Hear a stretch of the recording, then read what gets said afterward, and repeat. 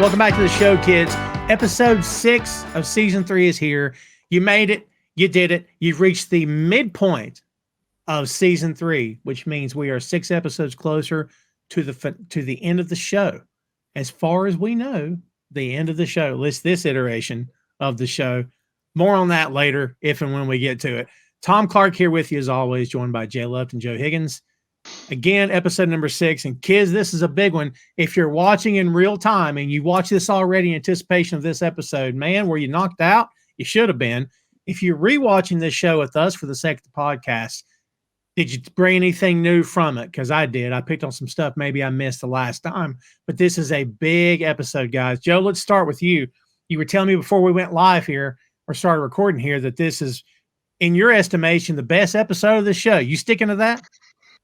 I mean, I think I've said that about everyone that we've done so That's far, fair. to be fair. But yeah, it is a chunky boy at an hour, but it has every single thing that I love about Ted Lasso in there. It has these moments of great gravitas and like pathos, and then just incredibly ridiculous like moments, and all this back and forth and people dealing with stuff, and it's all just in this one beautiful episode that is, rewatching it I still cried at the bits I cried at last time, even though I knew they were coming. I was like, because it's just so well handled. It's as when we'll get to it, what he said is an incredibly brave thing for someone to say, even though it's fictional characters. It's still very, very well handled, and it's I think, I don't know about like the IMDb review numbers of it, but this must be one of the highest rated episodes on there because it is just amazingly fun. It is. Jay, I've often compared to this one to the Beard After Hours episode from season 2 because it just sort of goes everywhere. What do you think about this one, and what do you think about the immensity of it, like Joe talked about? I think this one's brilliant. I'd actually say not just Beard After Hours, but also the Christmas special, because it feels like a self-contained episode. And you don't necessarily need to have seen everything else that's going on to kind of know what everyone else's character. Obviously, it does make a few callbacks to things that's happened earlier on, but it's not like, I'd say you could watch this and you wouldn't need to watch any other episode of Ted Lasso if you didn't want to. You could watch this as like a completely standalone episode. Also, to Joe's thing about the IMDb score, it's 8.9. That's must be in the top 3-4 of it then. Yeah. Out of a lot of episodes. Sorry, a lot of ratings as well, to be fair. Yeah, this is a big. We keep calling it Amsterdam, but that's not. It kind of feels like it's just be the name of the episode. Is how we keep referring to it. It's such a good episode, man. I'm completely knocked out by it. I haven't watched it in forever, and I watched it again for the first time today. And man, you're right, Joe. The way it hits you and the way it just services the characters, the best shows do that. And regardless of whatever buzz was going on around season 3, like, come on, man. It's for my money, they just nailed it, especially with this episode for sure. Yeah. So. This is your set up to your home run of your last six episodes. Yeah. This is you're in the blocks. Go at this one. Because everything that we need to know now is in play. For sure. Very Keeley light episode as well. Yeah. Yeah, not a whole lot happening for Miss Jones.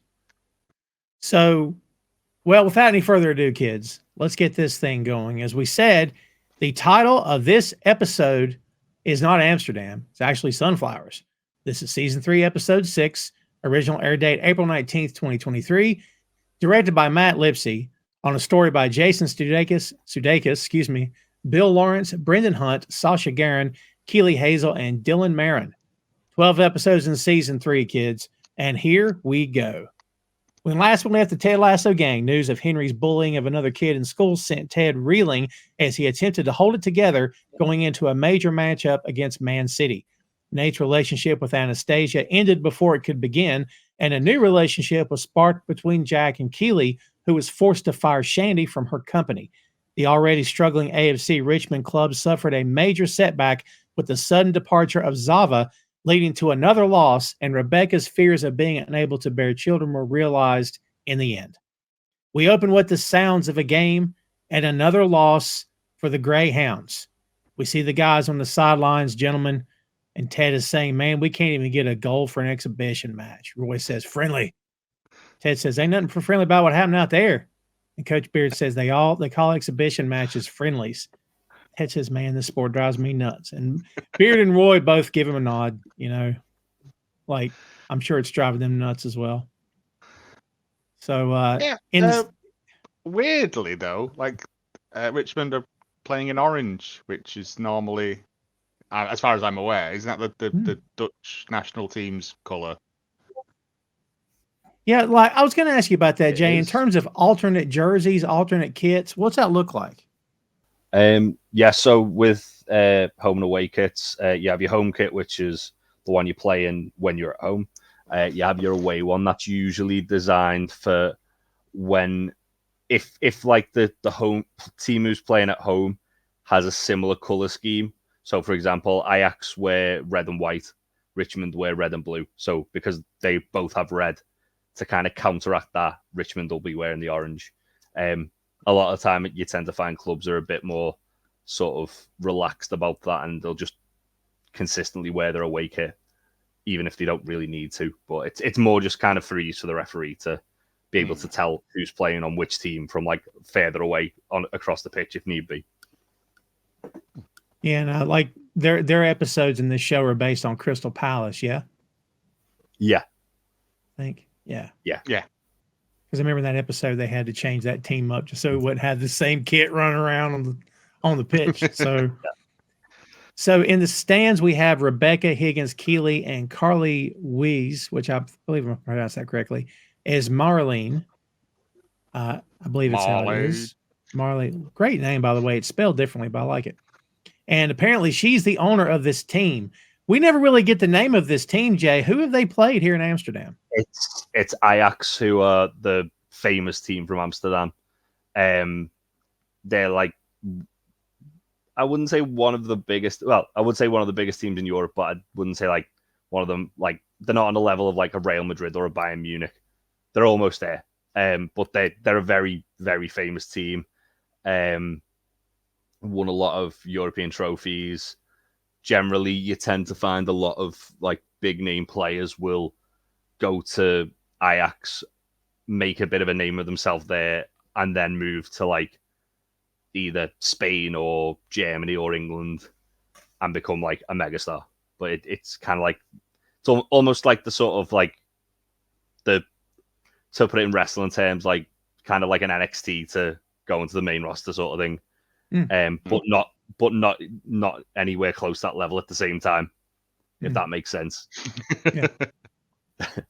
It's interesting that she's not a real person is interesting to me. I don't know why. I guess we're just used to seeing real people worked in so often through this show. Yeah. There is a bit where Ted is texting later on and he doesn't know how to pronounce the team as well on the phone. Rebecca's had to put Ajax because it's not pronounced Ajax. Which is how it's written. Which I just these little back and forth bits in his phone that it's just there for. But it's world building. Again, there's a great bit coming up that I had to pause it because I was laughing so hard. Yeah. One thing that is interesting about this is that with a friendly, it's very rare you'd see a friendly like that point in the season. Usually it's like kind of at the start of the season or at the end of the season, you'll see like teams playing friendlies. Usually more towards like the start of like before the season actually starts. Something like this with them playing sort of mid-season, it would usually be held behind closed doors, not in front of like 50,000 fans. But it's still it's a cool like thing. Obviously, it's there to kind of show that they need to sort of have a breather, recharge the batteries, but also try and like figure out a new way to kind of rebuild the team. It's interesting here. stuff. Was it 5-0? Yes. Yeah, 5-0. Yeah, man. Like, even for a friendly, that's not very friendly. Yeah. No. Like, Let them get one, innit? Yeah, I was gonna say, just keep scoring. Yeah. What's the mercy rule in football? I wonder. Like, we're at the number. You can go home now. We're done. Oh no, Yeah. I've watched some Sunday League where it's double figures. Yeah. Yeah. Wow. Jeez. She tells them that she's afraid they've been rude hosts, and she references the scoreboard. And Rebecca says, "You've been more than gracious, especially given the circumstances." And for the first time, we hear Three Little Birds by Bob Marley playing. I'm a reggae guy. I am not a Three Little Birds tune guy. I do not like this song. I'm completely with her. I'm sorry. Hate it. It's so overplayed. It's overplayed, but it is a bop. Very You overplayed. got like, It fits in the show. Apparently, like we were saying about West Ham with the blowing bubbles thing. Mhm. Apparently, Ajax play it at halftime and stuff as well, which I wasn't aware of until I looked it up. And then my other fun fact about that is that one year they wore a shirt, like a kit, that was a tribute to Bob Marley, which I couldn't find a picture of. But Interesting. Ajax have some banging kits, to be fair, through the years. But I It's thought, okay, very nice. I'm not sure what I can only think of one tie-in between Jamaica and Holland. Is it still? Oh, Jesus Christ, that shirt's amazing. Oh, I'm glad. Well, anyway, it doesn't really work in it. I'll send you guys a picture of this. That's so cool. Awesome. It's great. Higgins says, it's truly a good was song, but like I said, it is massively on. There's better Bob It is Marley overplayed. songs, Yeah. Higgins says, truly was an honor to play here at the Johan Cruyff Arena. She's very gracious. She said the honor is ours, but it is pronounced Johan Cruyff. I don't know how to. Cruyff. Right. And Higgins goes, oh, still. Like, it's so good. Yeah. So there's a reporter who's speaking in Dutch and talking to Jan Moss outside in the hallway. Would you agree that this has been an extremely demoralizing result? Jan says, yeah, but luckily our spirits were already broken. Just straight face, which is good. Jan Moss, he doesn't mince his words, does he? That's the one thing we know about him. Complete truth. Complete truth. Reporter asks Roy, says, don't you think Richmond's objectively poor performance is due to the fact that you're nothing without Zava? Roy says, who cares? It's a fucking friendly. A friendly is a pretend match. This is a pretend conversation. You're a pretend person with a pretend job. And I'm having a really hard time pretending to give a shit. That's the best part right there. Yeah. Just it's a waste of time for Roy, isn't it? Yeah. It is. Rebecca's wanting to get out on a night on the town in Amsterdam. Let's make the best of it. Higgins says, I'm spoken for, I'm afraid. It's my first time in Amsterdam. And I have a date with someone special in the red light district. And he just leaves. But and they're like, Keeley and Rebecca both look at each other and go, nah. I find it funny that Higgins has no idea what he's saying when he says that. It doesn't occur to him at all through this episode how that sounds. Yeah. The only person that kind of mentions it is Will later on. Yeah. Yeah. And even then he's like, no. It's so good. Rebecca says, just you and me then, kid. And Keeley chuckles. She said, I'd love to. And she goes, oh, that's a quick cancellation. He's like, how do you know I was going to cancel? Because there's a certain note in your vocal range that you only ever hit when you're being preemptively apologetic. The writing on the show, I just love it. The dialogue is so good. Yeah. She says, come on out with know it. each other as well. Yeah, that's fair. Yeah. She says, she talks about the Aurora Borealis. It's the Aurora Borealis in Norway. And Jack and her plane are waiting for me at the airport. And apparently, we just assume, I guess she has told Rebecca about this relationship because Rebecca seems like she's in the know. That's what I took from that. Yeah, I would assume that there's no secrets between the two of them, is there? You know, it's best buds. But yeah, she's just it was the Aurora Borealis. I was like, that must have took so many takes to get right. Yeah, it's not easy to get out there. Keeley tells Jan Moss, good job on the interview and thanks Roy for doing it. She runs off. She literally runs off. And Roy walks up. He says, where's she going? Rebecca says, somewhere that believes they deserve her. I was like, mate, that's stone cold. That's Rebecca and Roy's report. Oh yeah, it's 100%. But I was like, they just completely transparent with one another. Like, tell them as it is. And to get that moment of realization from Roy, and it's like, oh Roy. But did you notice when he punched the wall, the picture he punched? I was about to say it was Zava. This was what killed me. It was the time on it. Yeah, it said 2013 to 2013. 2013. One season, if that. Yeah, no, I missed the time. I totally missed the time. That's good. Probably more likely a 6-month stint. But it's like you've got all these other like legendary players, and then you've just got someone who was there for like 6 months, if that. Yeah, it's just a fun little world building thing. Yeah, I like how they're kicking. He's kicking the freaking portrait, the picture. He's kicking it on the wall. That's good. So they get on the bus. And Ted notices the team is down, and Coach Beard says, think only you can get these guys out of their pineapple percussions. And Ted goes, doldrums. Nice, because he gets it. So he gets up and he says to the team, I'm about to say 3 words no coach ever says unless he dang well means it. Colin says, you're all shit. Bumpercatch goes, Colin's such a negative. Like, he is not a piece of shit. Like, he can't. Right, yeah, he can't overcome that. Bumpercatch says, knowledge is power. Ted says, true, but no. Sam says, live, laugh, love. Ted says, correct answer is no curfew tonight. I don't want to see your pretty faces till we get back on this bus. At what time, Coach? 10 a.m., baby. Baby. It's great. It's Beard's face, the realization when Ted said that, though. It's like, I'm getting free reign in Amsterdam. Yeah, man. Oh, my. Luckily, the coach driver's already sorted him out, though. Oh, yeah. Kenneth. Oh, I can't wait till we get there. Ted says, all right, let's be careful out there. Hill Street Blues. Like Hill he Street has Blues. To announce the connection, the source, you know. It made me chuckle. Like, so I have to go and watch Hill Street Blues. I'm not seen it in ages. Oh, same. I grew up watching that show, man. Yeah. Beard says, smart move, Coach. He says, well, you know, they need it. Not as bad as you do. And Danny, Danny has some gems in this episode. It's not many. It's fantastic in this episode. Should we all take naps so we can stay up later?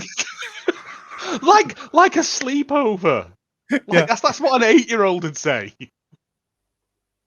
And Isaac says, nope, we push through and we all meet in the lobby 5 o'clock sharp. Roy, at the top of his lungs, screams, not for you, Tart.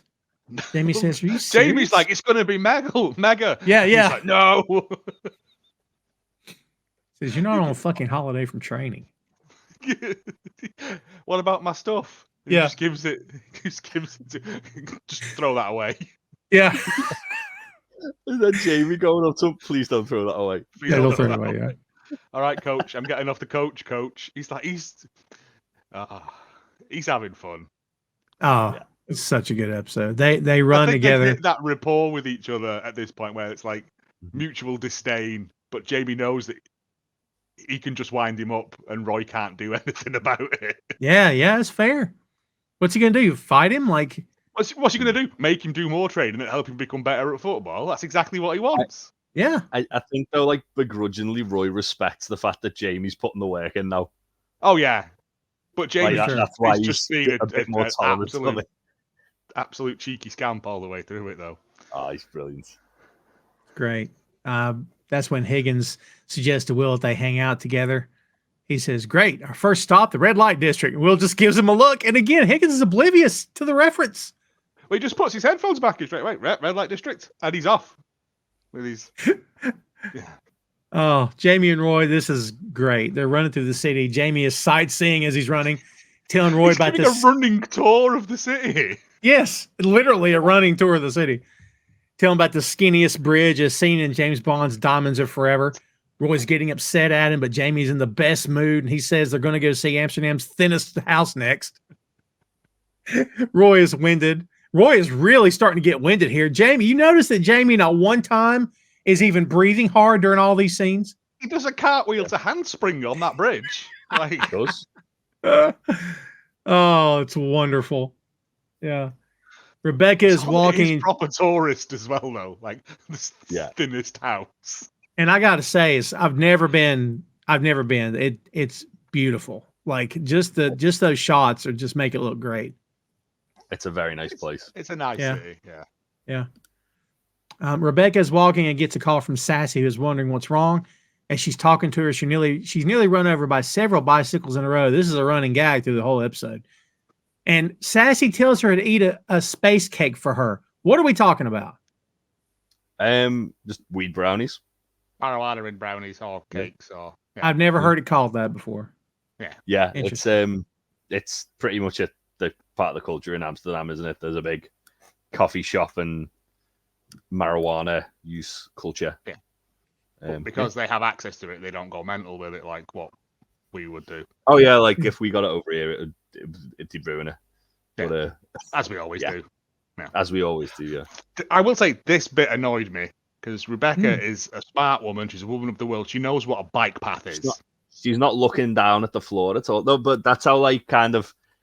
I think it's how sort of. Not self-involved, but like how kind of distracted with everything that's going on with her.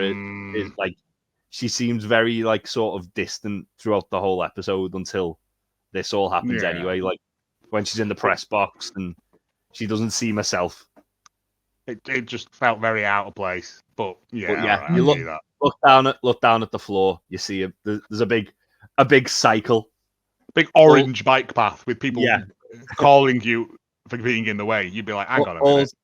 Also, from being to a lot of places in Europe, which have that kind of culture, like you'll fucking hear them like before you can kind of get near to getting hit by any of them because they're just ringing the bell the entire time they're cycling. It's fun. This is the first time we meet the Dutchman. By the way, his name never gets announced during this episode. But it is Mathis, Matthiijs. I assume is Mathis, but I'm not sure. I don't know if they ever even say it out loud in the course of this show. Played by Matteo Vandergren. I don't think they do because they do the thing at the end, don't they? Yeah, but that's just a pull away shot, isn't it? So again, it just adds to the mystery of it all. Oh yeah, he's on a nearby boat. He's seeing Rebecca on this little bridge, and she's on the phone. These guys are zooming past her. He whistles at her and he says, I saw you walking just there, and I thought I had to say something to this beautiful woman. First time I watched this episode, I thought, hey, this guy's a scumbag. Like, she's got a history of bumping into scumbags. And I thought, who says this to a woman in public? I mean, it turned out fine, but at first I thought, he's one of those guys. I was similar with it. But they've already set the groundwork that Dutch people are very direct with Janmas. Yeah, so that was where I was going with it. And it's being very direct. And it's not like it didn't come across as sleazy. It just came across as like something that he sits on his deck all day. He's got a coffee, and he's just watching the world go by, and he's like just seeing, Hannah Waddingham walk past. Yeah, I'd probably yell something at her. It's not horrible, but she's in the cycle lane. You don't want her to get hit by you don't want her to get mashed by a cycle, let alone fall off a bridge. Great point. Great point. I didn't even think about the Dutch bit. That's a great point. Yeah. Awesome. I totally missed that. Rebecca gets knocked over the side of the bridge. It's an impressive fall, by the way. The fact that she doesn't hit her head. Yeah. I thought that. I was like, she's very lucky she's not concussed. Oh, right? Dead in the mouth. Yeah, she goes over the side. When she comes up, she's asking about her phone. He says, who cares? You're alive. But then she keeps talking about it. So he suddenly throws his phone into the water as well. And she a very, very Hallmark thing to do, I will say. I was gonna say, like, the thing that this reminds me of is the film Before Sunrise. Because it's just I think I've seen that one. So it's basically a film about two strangers meeting on a train and having a conversation, and then basically having like walking around the city, and then they never see. They basically like, right, we'll meet up in this place in like 10 years time or something, and then it becomes like a trilogy of films. Right. That sounds fun. Ethan Hawke's in it. It's very good. But yeah, that I think this whole thing with Rebecca and this guy's kind of like a bit of a nod and a wink to that film because it's in a European city as well. Is this a meet cute? Is that what we're seeing here? This is very much a meet cute. Yes. You're learning the lingo. There you go. Hey, I'm We'll trying have to you keep on up. one day. Yeah. I'm trying. Hey, anytime you're ready. The Oh, you crap don't say the that. better. Jay regrets his decision. Yeah. I'm still not Still recovered. traumatized by Hogan. Yeah. Yeah, Oh, that's good. still sad. Yeah. He But when he's she just comes. like, "Where's my phone?" And he's like, "It's at the bottom of the canal. It's gone." Yep. Like, he's like, "Come over." So- It's like, but yeah. This is the weird thing. I'm like, okay, random stranger. I'll just swim Yeah. over to you. But Yeah, no kidding. I guess you don't have a lot of choice, but like, well, no one else is she's stopping to help, are they? Like, that's so- fair. That's true. Yeah, that's fair. She asked what he was going to tell her, and he says, "You're walking in the bike lane." She screams, "How the fuck was I supposed to know that?" This city. Yeah. Yeah. Yeah. In the hotel, Beard's getting ready for a night on the town, doing various bits of grooming as Ted is Yeah. texting Rebecca. And we're in the middle of a story, so I don't know who he's talking about. Maybe we don't get to it here. He says, "Remember when Jordan wouldn't wear Reebok in the Olympics?" There's your first Jordan reference for the show. Mm-hmm. World Mhm. Cup, Cruyff refuses to wear Adidas. They got to make him a special 2-stripe shirt. He was a badass, but he was also a paragon of the 60s, so he was bigger than Jordan, really. He was like Jordan and John Lennon combined. Who's he talking about? He's talking about Johan Cruyff, who is who like he's an Ajax legend, Dutch football legend, regarded as one of the best footballers that ever lived. I also- have one football fact. He invented the Cruyff turn. He did. Yes. He also invented total football, which is the tactic that Ted ends up using. So nice. that's why there's a lot of mentions of Johan Cruyff in this episode. He's very good footballer. But again, is this the thing of Beard subliminally planting seeds in Ted's head? Possibly, Or is he just talking to? I think so. I think so because Beard's been reading that book since like the first episode about total football. So obviously, Beard's completely onto what like kind of like the style of football that like Johan Cruyff invented. So it's like, well, maybe if I just like put it in Ted terms, which is basketball, and then he'll come up with it and think it was his idea, even though it was my idea all along. Which is exactly what happens. Mm-hmm. Yeah, well, yeah. Ted's looking for a place to eat. The name of this place, fucking great. The Yankee Doodle Burger Barn. I'd go to the Yankee Doodle Burger Barn. That's awesome. I wouldn't. No. Based on the 2.9 No. 2.9 hygiene rating, 2.7. 2.7, which Beard goes, we can do better. But Ted, ever the optimist, it's out of 5. Yeah. That's fair. Yeah. But it's that thing as well of like going to another country and going to it's the British thing of going to Spain and only having chips and egg. Like it's Well, when we get to it, it looks terrifying. It looks like a hellish version of TGI Fridays. Yeah. I think for Ted it's kind of like he's going to like an American restaurant because he's homesick. And but then when he gets there, the imitation's not the same as like it's like some sort of cursed monkey paw version of it. It's like America drawn from memory. And it's just not. It's as I say, it's even though he's very much wanting to kind of like just have a little slice of home while he's in a foreign country. It's still not what he's actually looking for. Yeah. I've had no lunch today, so when I hear the words Yankee Doodle Burger Barn, I get hungry. No one. Well, we'll cross that bridge when we get there. But yeah, Burger Barn is a misnomer anyway. Yeah, for sure. He's telling Beard that he's stuck. He needs to get out of his head. He needs to either get punched in the face or drink a couple bottles of red wine and then yell at his mom. He just wants to try something new to help him get inspired. And Beard very cryptically says, "I've been waiting for you to say those words for a very long time." But with his eye moisturizers on as well. Yeah. Line. Well, yeah. This next bit is something that runs basically beginning now through to the very end of this episode. In the lobby of the hotel, the guys are meeting and start ordering drinks, but Isaac stops them. They're not ordering drinks because we're going out. They try. Yeah. Now he says, no, we're heading out. So he starts taking suggestions. Richard wants to take a train to Paris. Of course he does. We're in Amsterdam. What do you want to do? Go to Paris. What?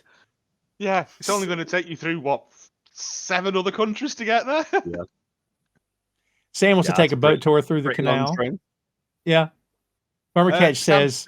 Sam's dad recommended the boat journey, which I thought was like Sam's still listening to his dad. Like, oh, it's fair. Yeah. Farmer Catch has the line of the episode. This is my favorite line. I'm telling you, I love this so much. He says, we're near The Hague. We can go to the International Court of Justice, poke around, ask some questions. So good. And everyone just looks at him like, okay. Where'd that come from? You know?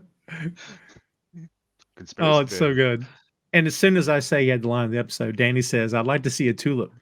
Just one, because an entire field would be incredibly overwhelming. Freaking Danny, man. Oh. Van Damme wants to go to a live sex show, and Isaac tells asks Trent what they should do. Every time something's mentioned, they either go, no, or they just really can't decide collectively what to do. Trent That's the says, problem when you've got that many people together. You're not all going to want to do the same thing. Like, that's fair. I mean, I don't know. I'd go to The Hague, poke about. Yeah, that's what I'd do, I think.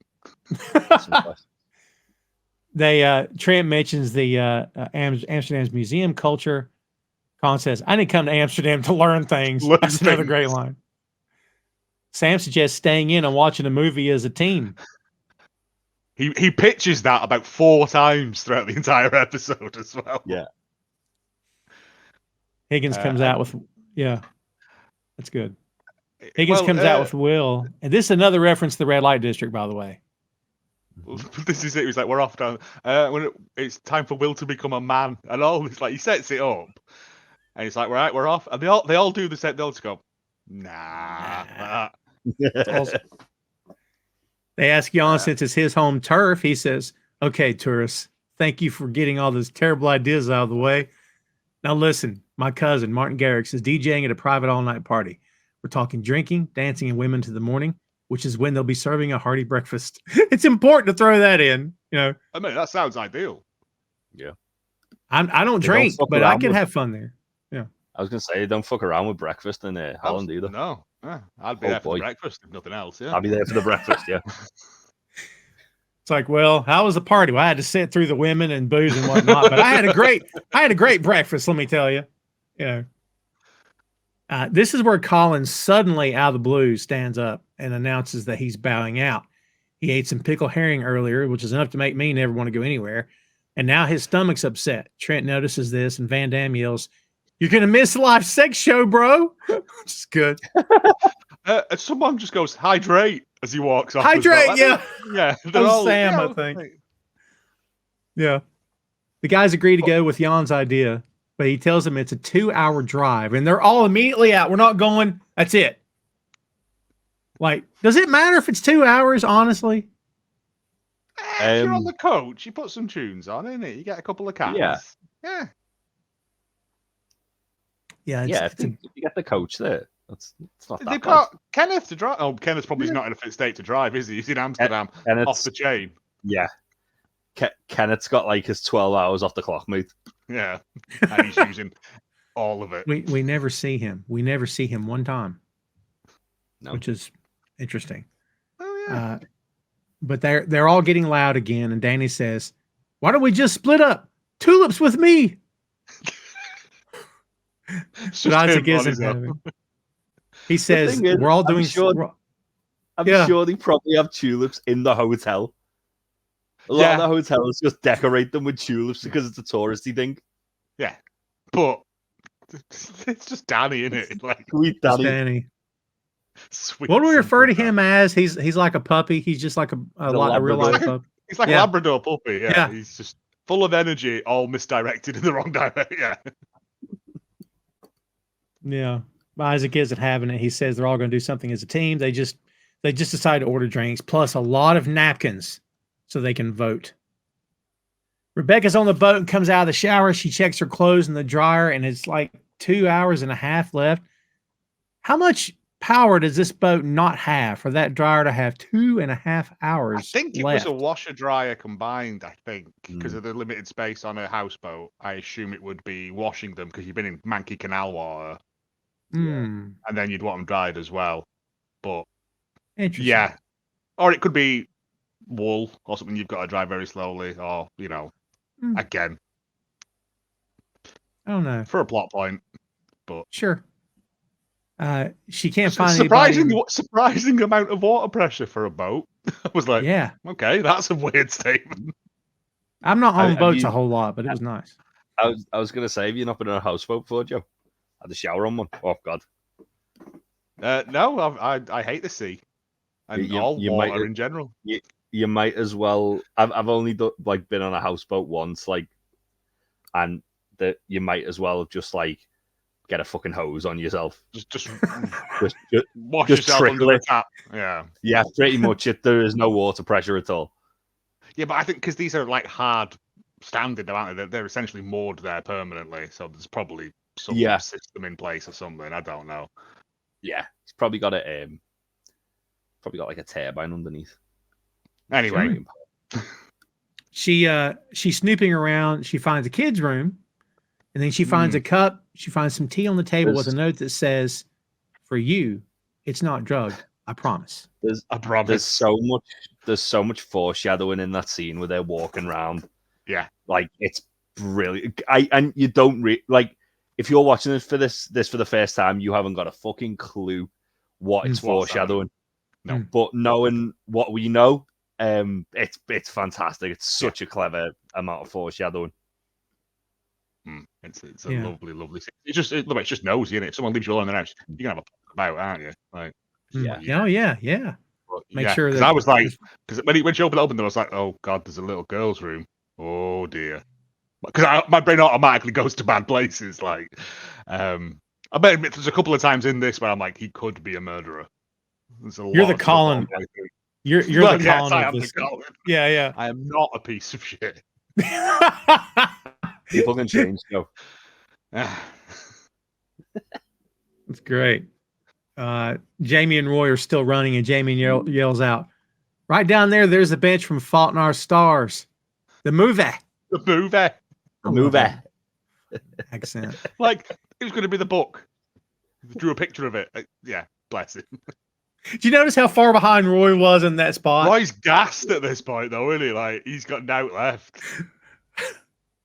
Oh, it's awesome. Higgins and Will are walking and nearly get run over by a bicycle. This keeps happening. Yeah. Will is obviously nervous and asks Higgins if everything's all right at home, which is great. He's like, we're nearly there. And he's like, okay. Yep. They stop at a place and Higgins starts narrating it. His name was Chet Baker, American, gifted trumpeter, unique singer, and a heroin addict. He was tortured by demons, but they didn't stop him from making beautiful music. He's what got me into jazz in the first place. You hear his story and you think, there's nothing more punk rock than that. Then on the 13th of May, 1988, he passed away on this very spot. He fell from that window up there. It wasn't an accident. Did he jump or was he pushed? He sounds like a true crime documentary. Sounds like a walking tour thing, but I like the fact that Will goes, and tonight we're going to solve the crime like it's some Scooby-Doo episode. It's like, no. No. We're just here to pay our respects to a legend. What led to his death? We don't know. We only know that we only know this. Drugs are bad. I love the kind of it's thing. There's a few times where they do this where there's things going in threes within this episode. And this is one where it's a 3-pronged joke where it's Rebecca lifts up the thing with a tea and it says it's not drugged. Then here Higgins goes, drugs, bad. And then literally the next scene is then Beard giving Ted the drug tea. Yeah. Well done. Triangle. Oh, stop it. Triangle, yeah. Mate, wonderful. It's all this episode is triangles. Yeah. Wonderful. Yeah, that was great. By the way, it occurred to me as I watched this scene, had stuff not went sideways with Nate, This would have been Nate and Higgins, you think? Would Nate have gone with him? I don't know, because Nate would have still been like a coach at this point, wouldn't he? But then I think the thing is, Nate leaving creates kind of like a butterfly effect of pushing Roy closer to helping out Jamie and becoming a better coach in that sense. Yeah. Will with the team, obviously Ted kind of doing a lot of soul searching and Beard trying to kind of help Ted in that sense as well. So I think without Nate leaving, like, a lot of this doesn't happen. That's fair. Maybe the trip to Amsterdam. Everything happens for a reason. Yep. Yeah. It had me thinking as I was watching that. Well, the spot you talked about is coming up next. Back in Beard's room, he's preparing a concoction given to him by Kenneth, the bus driver. It's funny, we never see him do it. Like we hear it and we see him, but we never see the ingredients. He goes back to Ted, doesn't he? Yeah, it's I'm assuming it's mushrooms. It's definitely mushrooms. It's the fact that it's again, even in drug use, Beard is I just don't want my medicine taxed, like, because he's brought that over with him, where you can legally buy them in Dam. Like, it's yeah. But Ted's it's like some people, it tastes horrible. Some people put them in peanut butter or whatever. I've made it into tea, and Ted's face is like, oh. What would make him? He knows that Ted hates tea, so why would he even do that? He could have put it in hot chocolate or something. It doesn't taste so bad. It's not like the worst thing ever, but tea's not going to mask the taste. I was going to say, maybe it's because Ted's trying to sort of try something completely different. So he's doing two things with two birds with one stone. He's giving him the mushrooms, but also he's putting it in tea, which he knows Ted hates, to see maybe that'll have some kind of effect. Or to see if he really wants it that bad. It's the final test. Yeah. Yeah, he talks about Ted mentioned Sour Patch Kids, and Beard does. They don't form little new pathways in your brain. Picture a sheet of fresh white snow covering all the footsteps of all the paths you've ever trod before, forcing you, nay, encouraging you, to begin anew. And that's when he says, tripping with Beard is a gas. Oh, he'd be a great guide to have about. Yeah. Yeah. That's when he asks how it tastes, and Beard tells him. So he sits down. Well, you notice they do their beer toast. Yeah. And then boom, hit the table. And Ted he smells and he can't drink it. He's like, I'm sorry, Coach, I can't. He looks over and Beard has killed the entire glass of tea. Not even thinking about it. Just sitting there waiting for it to kick in. Yep. Yeah. Back in the hotel lobby again, the guys are writing down their suggestions for the night's activities. 9 votes for sex show, 9 votes for private party, and 1 vote for tulip. Isaac says, Danny's like, who could have voted for that? Yeah. He's like, it's you, Danny. You wrote it in Spanish. Oh, yeah. Somebody wrote it in Spanish. Someone wrote it in Spanish, yes. It's the way that Isaac goes, right, we need to vote again. It's just party and sex show, and then Danny goes, I'm pretty sure someone had one for a tulip as well. That's so great. Oh my God. Isaac says it doesn't matter, but it has to be unanimous. Sam doesn't want the sex show. It makes him uncomfortable. Van Dam points out they're 2 hours from the party, but they're like 10 minutes from watching some sex. Jan recruits 2 servers to help and asks in his language, Van Dam, if he'd rather watch 2 tired people have sex, which she asks him, or go to a party and maybe get himself some. Van Damme says, sorry, what's your name? And he goes, well, they call me Van Damme. And she goes, they both look at each other, and I didn't pick up what the other girl says. I'm assuming it's idiot or something. Like, it wasn't subtitled, so I don't know. Yeah. No, I didn't. But then she goes, well, Van Damme. Yes. It's just great, like, condescension. It's as well when they say they're going to be tired. He goes, "Oh, they're going to be tired. Going to be tired. Be tired? Yeah, I'm out." He's literally, nah, fine. So they agree to go to the party, but first, they got to have some food. They don't know where to eat, and you can see Isaac just going, "Oh, like here we go again." Yeah. Look, if anyone listening or watching this lives with a woman, you know exactly what this is. Because this is life with a woman. You know what I mean? I'm terrible for this though as well, man. I'm like, I don't know what I want. Yeah, If you're getting takeaway or whatever, I'm like, I'm going out to eat. I can pick, but I don't know. Yeah. But again, this is sort of Isaac's fault because he should have just killed it dead in the water. We'll get stuff on the way. Don't put any more stuff to democracy. Democracy doesn't work. It's a failed experiment.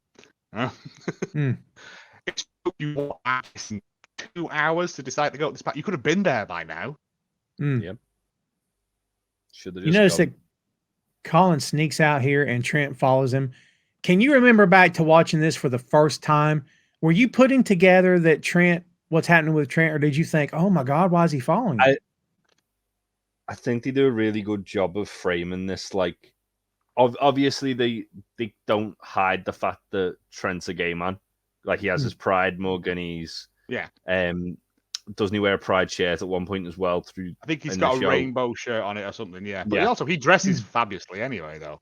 He does. Those boots he has in this episode. Those boots are fierce. Yeah. Oh God, I want a pair of them. But like, it's still because obviously Trent's a reporter and Trent's writing a book about the team. They do a really good job of framing it as being a bit more sinister than it actually is. Yeah, like he's going even to Colin. Yeah, even to the point of Colin's reaction when he sees Trent. In the bar, and it's like, oh God, oh God, oh God, and then it's a really nice kind of like pivot on that where it's like, no, yeah, I'm not like that. Like, but he's got Colin scuttles off, and Trent follows him, looking like the 16th Doctor Who. Like, he looks good, doesn't he? Like, he definitely should be in the running for a Doctor Who. Oh yeah, special. But yeah, I love the fact that the gay bar is called Prick. Yeah. Isn't that weird? Like, is that too much on the nose, you think? Come on, man. Nah. Well, mate, the event there is called Thunderdong. Yeah, it's not true. Subtle, is it? Yeah. So before like this bit as well. Oh, there is before. Before we're back on the boat, and I'm still calling him Mathis. Watch that be completely wrong how you pronounce it. I don't know. Is that Mathis or Mateus? Maybe it's Mateus. He's never returned. Said, so I don't know. Yeah. It's never said. Yeah. There's a nice exchange between him and Rebecca. He says he left because he didn't want her to think he was watching her shower through a peephole. And she mentions, you're dating yourself. I had you pegged as more of a webcam guy. And he doesn't seem to pick up on what she's implying, so she lets it go. He sees that her foot is bleeding, so he patches her up, and he tells her he was in the military and he was trained for this. When he's done, he kisses the bandage and then apologizes. Oh, that's weird. Yeah, but it's like force of habit, and I'm like, okay, so he has got a little girl, or he had a little girl. Oh, yeah, it could have been tragic. I didn't think about that. He offers some brandy in her tea, but then she's like, look, you're a woman, okay? You're already with the strange guy you don't know. He has your clothes.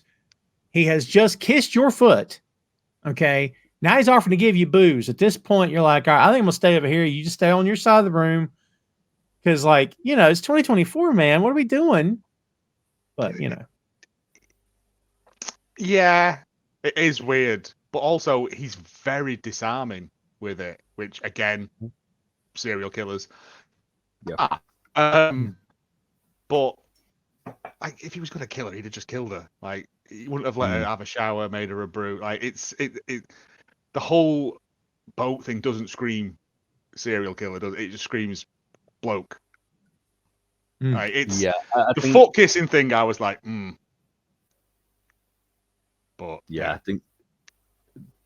I think the thing is that obviously, like, Rebecca is still very much like putting up barriers, isn't she, with people that she's just met, and she's very like defensive to like with this guy. Obviously, like, she's just met him, so you will be a bit like kind of taken aback by the way he's acting.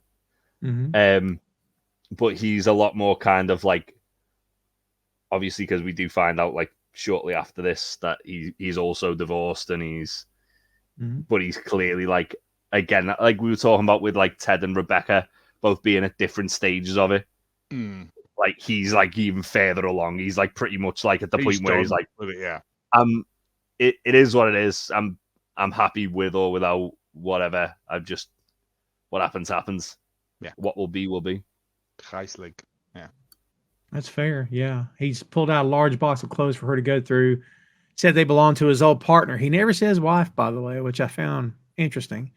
And said that she was tall like her. She says, "I'm sorry. Did she pass away?" And he says, "Well, unfortunately, no."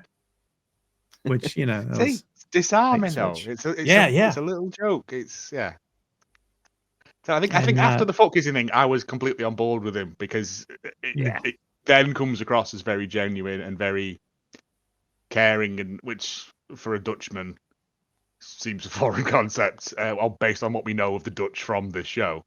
But yeah, from this point in, and then she's like, "Yeah, go on, I'll have some brandy then." And I was like, and he offers a foot massage after dinner, which completely sets off a massive red flag. Well, she says, "Mate, absolutely, bide your time." Yeah. Okay, yeah. you just stand there wet with sore feet. I was gonna say again, he's probably a lot more like, as I say, we've established the Dutch are forward in the show. That's one thing, but like he's also probably in where he is in his like sort of like accepting the separation to where she is with the Rupert separation. He's a lot more further along. He's just relaxed. He's just like, we get a bit later on, but kind of it tells you everything. Yeah, when but also he says the fact that he acts like completely nonplussed about it, like, or you can wait until your clothes dry and I can put them in you and them in the taxi. Yeah, it doesn't affect me either way. That's good. Or you can sit down and have some tea. Yeah, have some food with me. And this is the first time he mentions the word gazella, which we don't. And it's funny to me how that she just every time he says it with no knowledge of what he's saying. Well, you think you just like it's like yeah. That's a very British thing, though, isn't it? It's like the politeness of okay, and then eventually, obviously, when she's had like a couple more drinks later on, what are you talking about? What is that? It's the thing. If you don't hear someone say something twice, you can't ask them a third time. You go, sorry, excuse me. Oh, okay. Even if they have no idea what they just said, it's just social etiquette. Back with Jamie and Roy now. Jamie's talking about how Amsterdam got its name, and Roy is completely gassed. He is gone. He's blown up. He tells Jamie to stop, and he sits down. Then he tells Jamie he's never been to Amsterdam. He says, "Not one stag pie, eh?" I love that.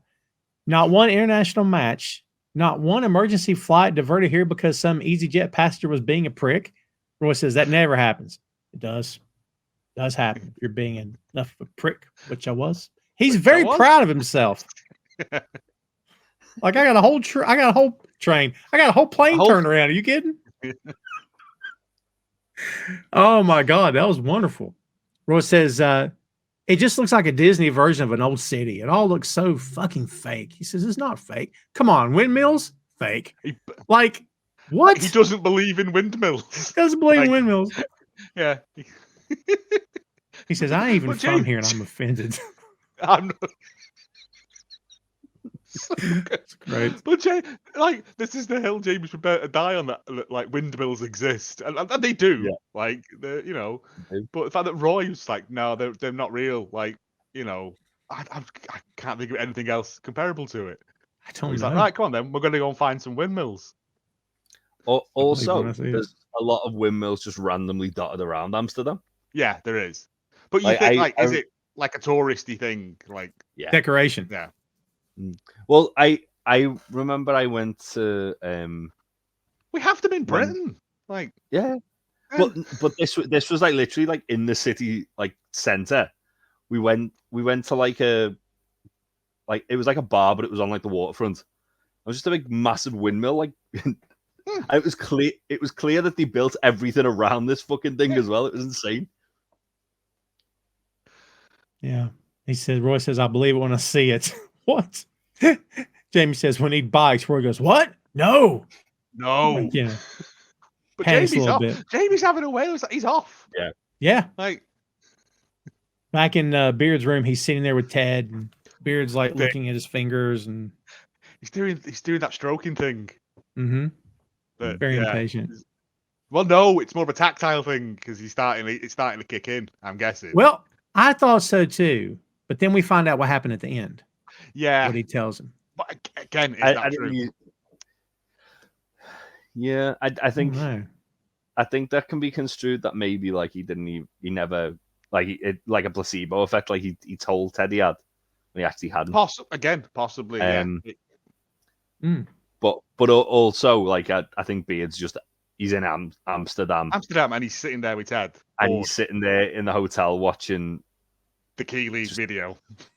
Yeah, which by the way, that Keeley video is the exact same one from the Liverpool one. Yeah. They just changed over in Dutch. Yeah, because you can even see it like Malden karaoke. Yeah. It's wonderful. So he says, Coach, if you want to go, and Beard immediately stands up. I'll see you in the morning, Coach, and leaves. It's like a beard-shaped blur as he leaves, like a cartoon, just a cloud shape, and then he's out. Like the next bit is when Colin goes into the gay bar called the Prick. No C, just a K. He asks for a vanilla vodka, and the bartender laughs at him. Do you have vanilla vodka? Oh, yeah. No. No. Trent has come in, and Colin is visibly shaken. Well, it's Colin, right? Because this is. Do you know who I am? That's what he says. That's right. Yeah. This is the barman. Do you recognize me? Do you know who I am? So this is like he can go out and have a night out doing what he wants to do without fear of someone finding out, which is a horrible way to have to live your life. Oh yeah. But when Trent comes in behind him, he immediately sort of, a beer for my work colleague too. Did you say Thunderdong? I must be in the wrong place. What's good is when Trent follows him out, Trent is very much in a defensive posture as he's talking to him. Like, I don't mean any harm. I'm not here to hurt you. Trent's a sweetheart, isn't he? Trent is. Immediately gets it. And he's just like, I already know, Colin. Yeah. And he says, I've known for months. Now, do you think, if what was it? I think there might be a reason why I haven't told anyone. Yeah, there must be a reason. It finally clocks for Colin. Oh, yeah.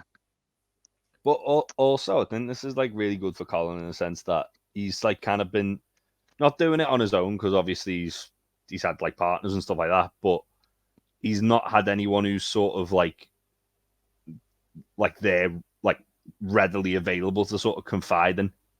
But someone who's been through it. Yeah. Exactly. Yeah. We go from this. No, it's just that thing of like the immediate, like the defensive posture drop, and like Colin's just like there's like a huge sigh of relief. Yeah. Of him like, oh, thank God, at least someone knows. He's found an ally, so to speak. Yeah. We go from this to Ted. He's checking his phone. He texts Rebecca again, who's not answering. This is twice, I believe, he's texted her during the show. Oh, but if you look, there's a string of gifts that he sent her as well. Yeah. Like he's bored, isn't he? It's like it's what you do. Yeah. Who can I message? Yeah. Look, because he's obviously like he realized Rebecca's not doing anything, so he's kind of like, oh, see if she wants to do something, like just to. She want to come to Yankee Doodle Burger Bar. Yeah. Oh, it's wonderful. Yeah. We see that. By the way, that bit with Keeley is all the way. I'll call back all the way to season 1, episode 7, which was Make Rebecca Great Again. And then when we see the glass of tea again, it's nearly empty, and Ted has left the room. You're like, oh man, things are about to get cooking now, So back on the boat, he is preparing dinner. Rebecca is wearing his ex's dress. He tells her that his ex was unfaithful, and he almost destroyed their family because of it. And you could see the wheels in her head spinning because she could have done the same thing. And he realized it didn't happen to me. It happened for me. So she hears something on the radio, she says, this is a Dutch bloke singing She Believes in Me by Kenny Rogers. He immediately defends the singer. I don't have the guy's name. Who has his name? Oh, I couldn't get it. It was it's just like the legendary something. The legendary, yeah. As if everybody knows who he is. Like further to your point, Jay, that's the moment though when you realise that he is completely at peace with what happened to him. Mm-hmm. He's like, it could have destroyed us all, but I made sure that it didn't. And like I said, it didn't happen to me. Yeah, it happened for me. I honestly can't remember, but he says like, what was it? The gambling man did it first. Yeah, Andre Hayes. Andre Hayes. Or Andre Hayes. And he is singing. Is the great Andre Hayes, and he is singing "Zij gelooft aan mij." I don't know. I'm assuming that's "She Believes in Me" in Dutch. Yeah. He says the gambling man did it first, which is a great little reference. Yeah. And she scoffs and walks away, and then he just starts singing. Mm-hmm. And it's just this lovely bit of breaking down Rebecca's barrier, just chipping away at it. Because Hannah Waddingham is a great singer. She belts it out. In a way, the way he's kind of being like that is kind of like when Ted first met her. Yeah. Like but obviously now she's a bit more sort of like receptive to letting people in. Obviously, she still put her guard up. Well, yeah, it's a random stranger, but yeah. Yeah, but like she's put her guard up, and then obviously she's realizing this guy actually seems really nice. Yeah, and it's slowly, and then at this point when he starts singing with it, it's like he's broke her down. He's in there.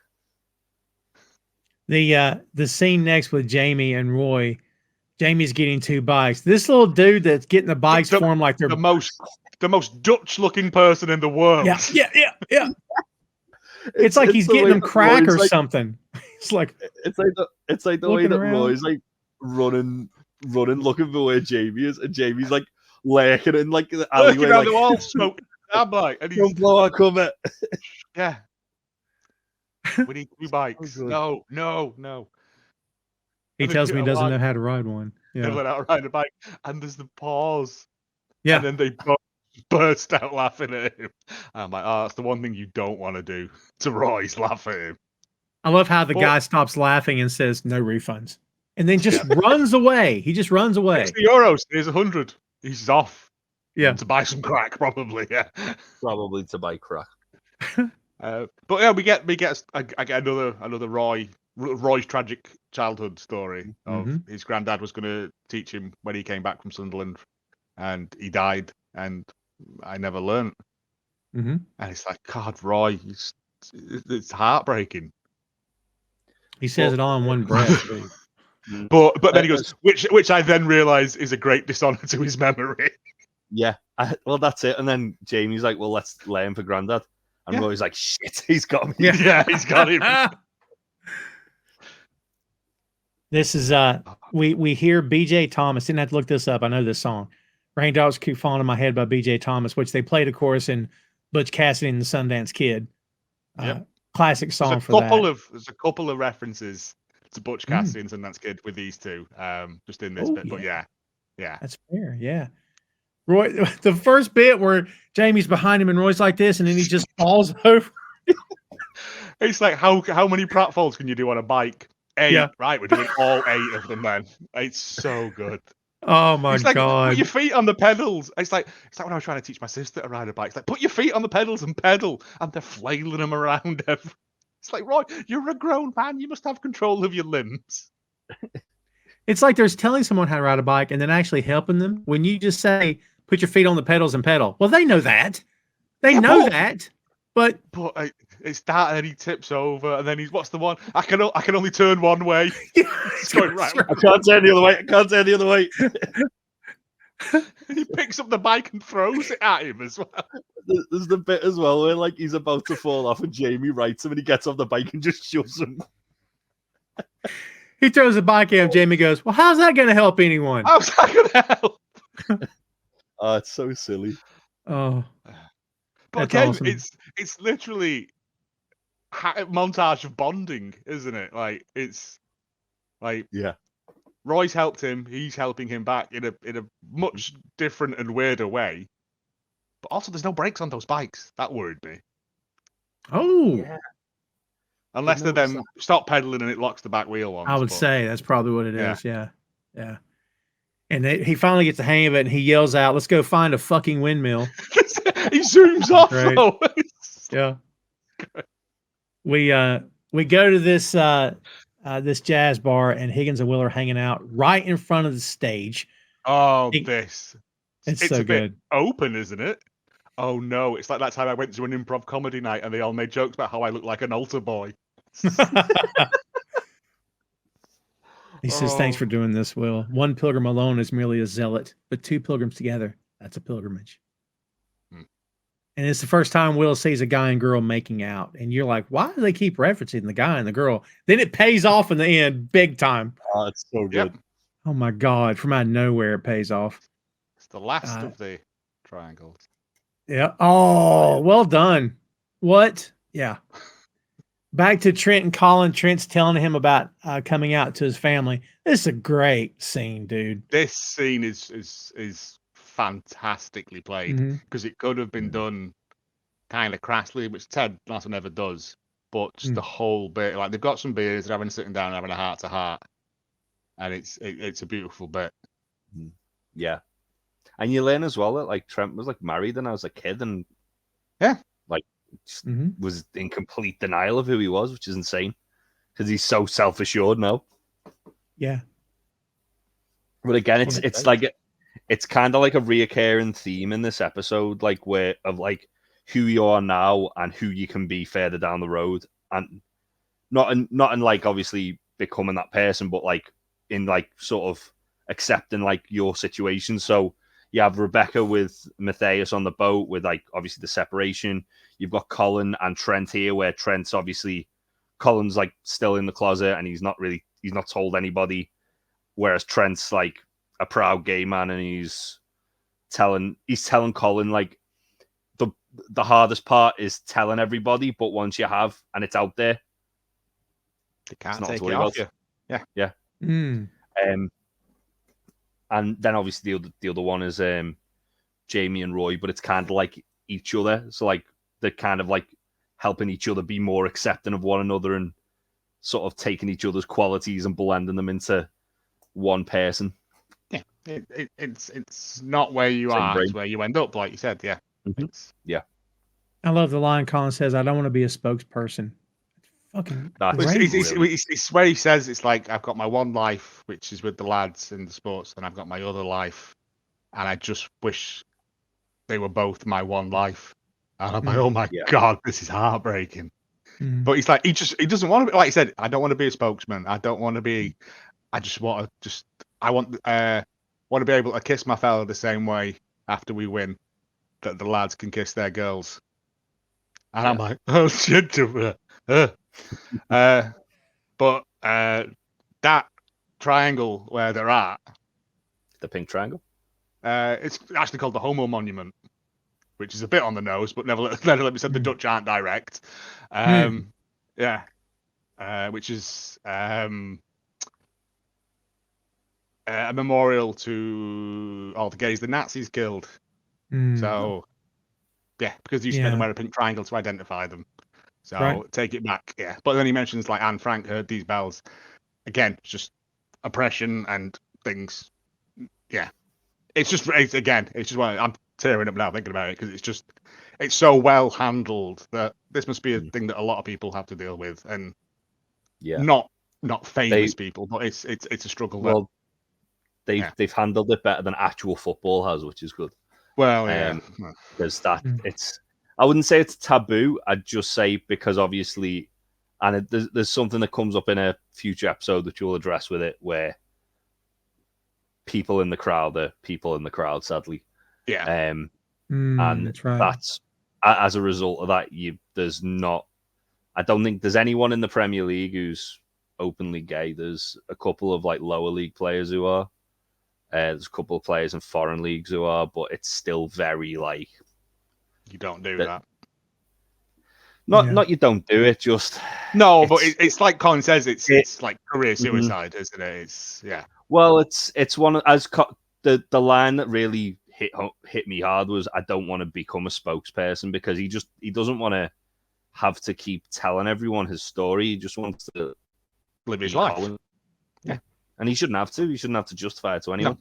But No. it's the same thing with a lot of sports. Like, unfortunately, there's a lot of backwards thinking people.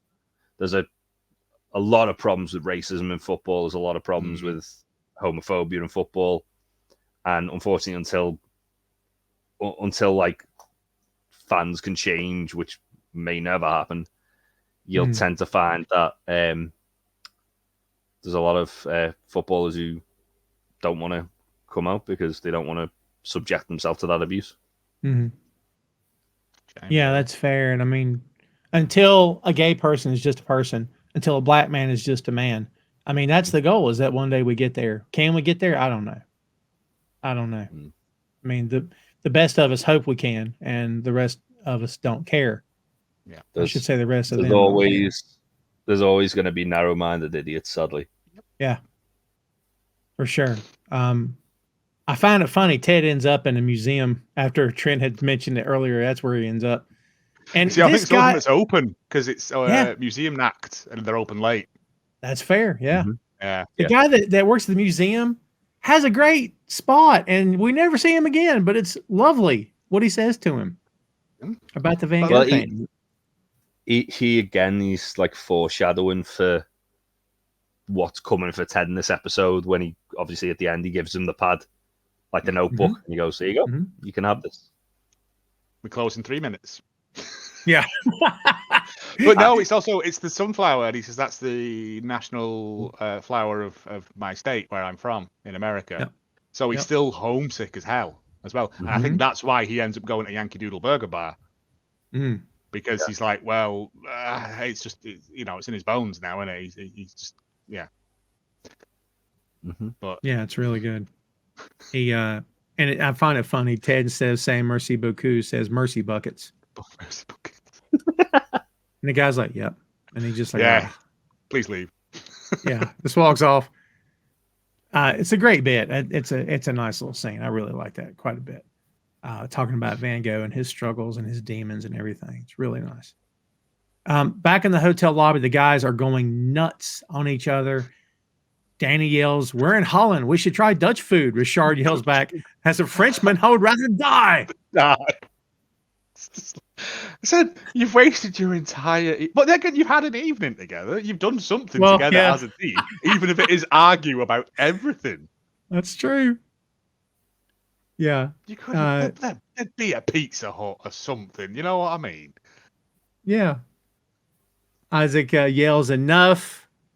Basically, we're like torn apart by this crossroads. Is this it? Should we huddle around the laptop for a movie night? How else do we proceed? Yeah. It's like Braveheart. By the way, he's sort of like... What this has got to be lifted from something. Do we know what this is lifted from? I could not. I was racking my brain and I could not think.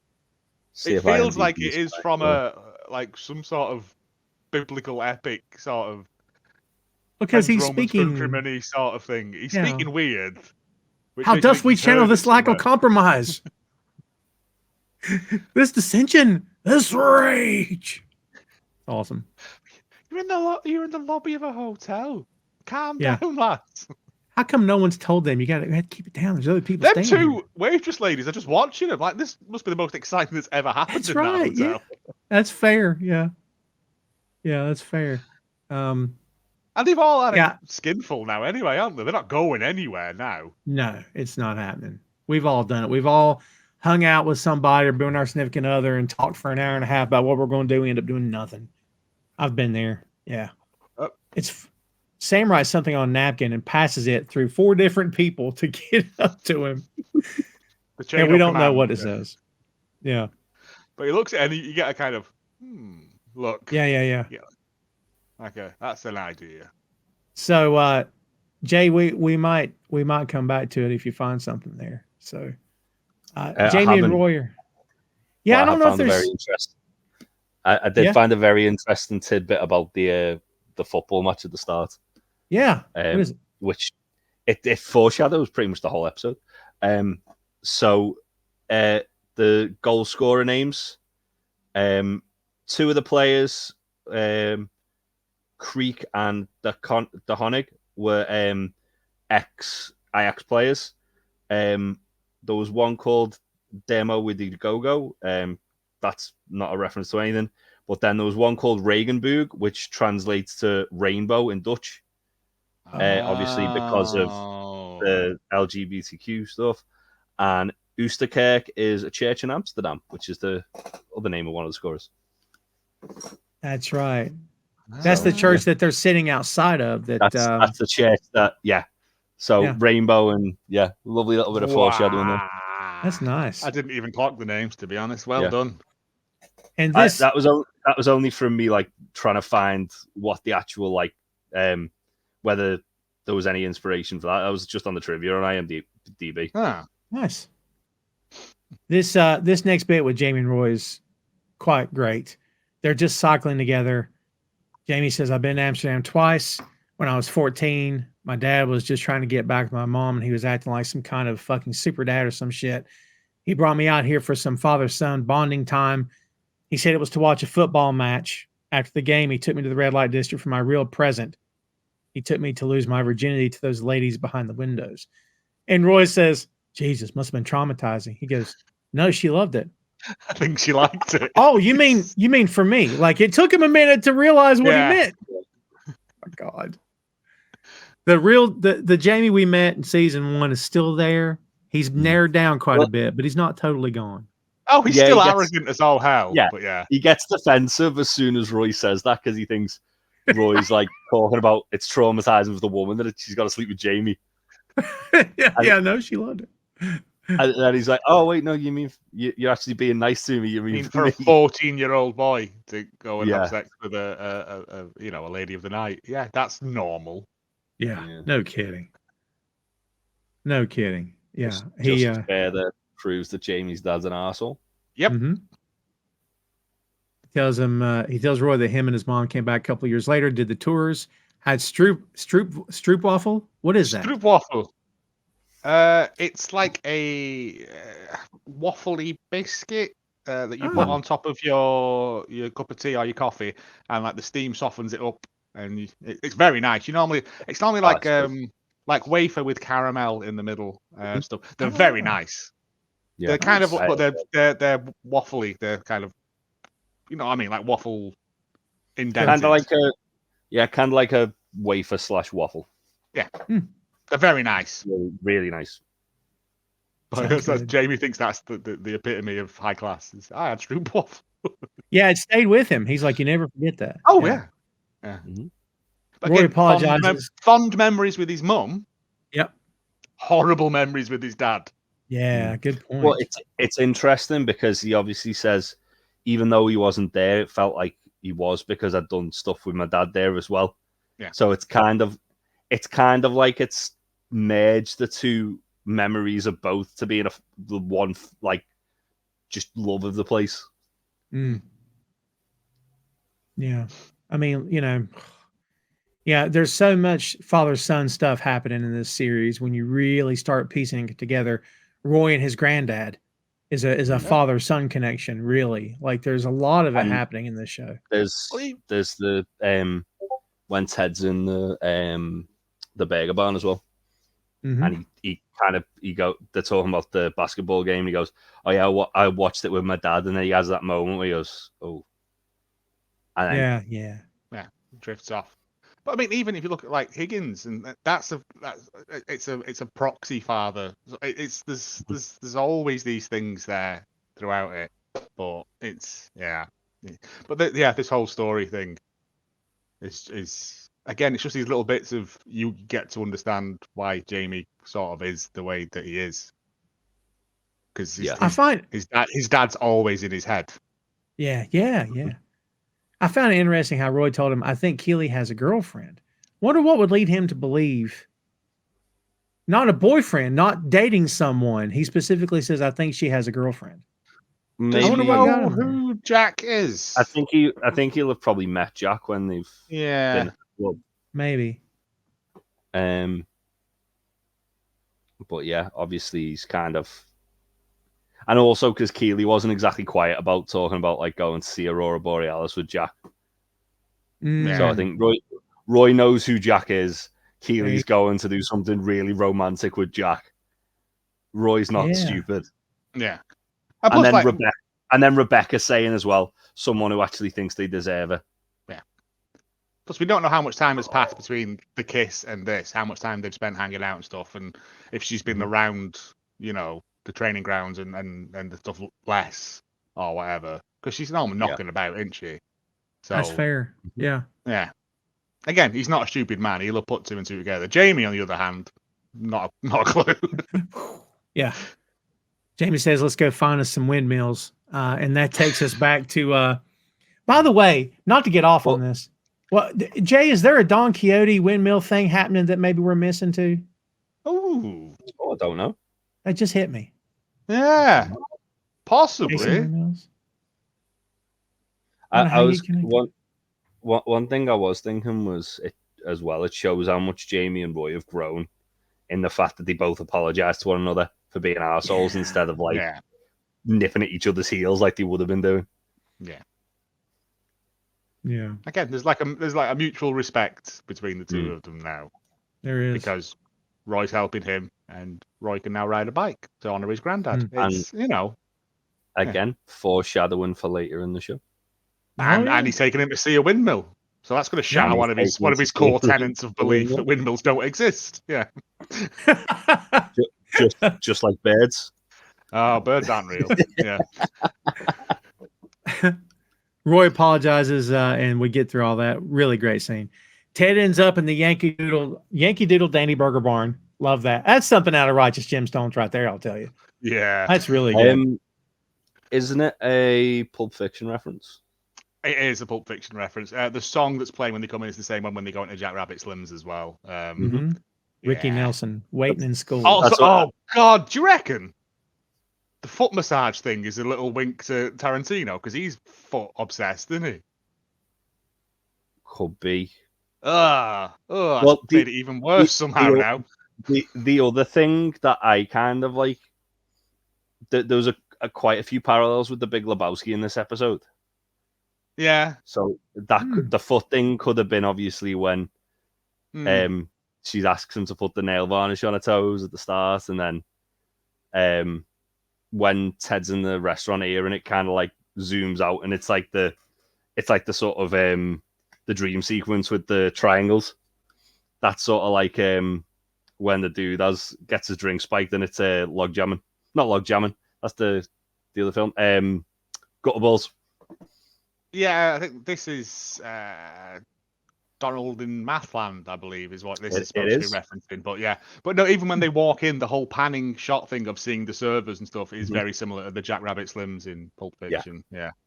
But God, looks like it's downstairs as well. It's like a diabolical place to go and eat this. I mean, it probably is downstairs. Yeah. A lot of places in Europe are like sort of below the surface. I like when he comes in and the girl says bang, and he goes like that, and they've all got there's French fries and onion rings and baskets, and you know. Again, that's so like does feel so like Coen Brothers Tarantino, like just the way it's shot, like where she does the shot and he goes like that. Oh, it's great. But Elvis is on the big screen, by the way, too. Oh yeah, I mean, it looks like they randomly just pulled things from American pop culture and stuck them on the wall. This guy who is like someone's drawn it from memory. Yeah. It's like if AI did it. That's what this would be. Oh, there you go. There's our up-to-date hip reference. So this guy who's actually has the character has a name. It's right. This character actually has a name. It's Aiden. Yep. I don't know why we need to know that, but it's Aiden. No, it's not a very Australian name. No. He's not going to become Bruce. I love this guy. That's a really Australian name. What is? Bruce. He says, welcome to Yankee Doodle Burger Barn. That's a fun thing to say. Table for one? Yes, please. Yeah, hey, where in the state you from? Melbourne. And he just, straight face. Plenty of room tonight. Where would you like to sit? Some great, like, accent blending from Aidan at this point because he Yes. drifts between American and Australian Yes. really well. He says, "Where would you like to see it? Windy City, Big Apple, or Hollywood?" He goes, "Oh, well, tell Mama that Roxy Hart is coming home." Lip shits. And he just And he stands looks at there him and like he's a like, dog that's been shown a magic trick. Chicago. Yeah. Just- Yeah. Yeah, then you're in he- Chicago, and he's still looking at you like, There's Windy nothing. The Windy City. Yeah. And then Follow Aiden me, says, "Great, mate. Giddy up." Like, what are you That's doing? the bit that thing that killed me. 'Cause I was like, They just gave him Americans don't keywords say to use. mate. Yeah. They gave him Probably keywords to Australian. use. I know, but then he goes, giddy up. He's got to remember to say the Yeah. catchphrases. Can I get some of you hombres, some nachos to start off with? It's like that sort of thing, yeah.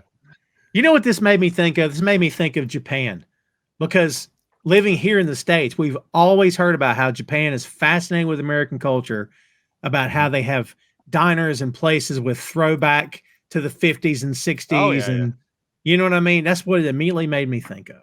A friend of mine went over there recently. I went to an Irish-themed bar there. Just, because you do when you're British, you go to play, like... They went to, like, Japanese places as well. They went to that robot cafe where, like, nice. yeah, boy, I want to go there just for the there. robotic Donatello firing Uzis, like Shredder or whatever was happening. It was. He said it was the most surreal thing I've seen. But yeah, the Irish bar. It was like an Irish bar, but everything turned up to 11. Like, Wow. it was so aggressively Irish. It hurt a bit. Like, but they had the guys behind the counter were trying to do like broken English Irish accents. And they were like, "Can we practice our Japanese?" I was like, "Oh, thank God!" Yeah, it was.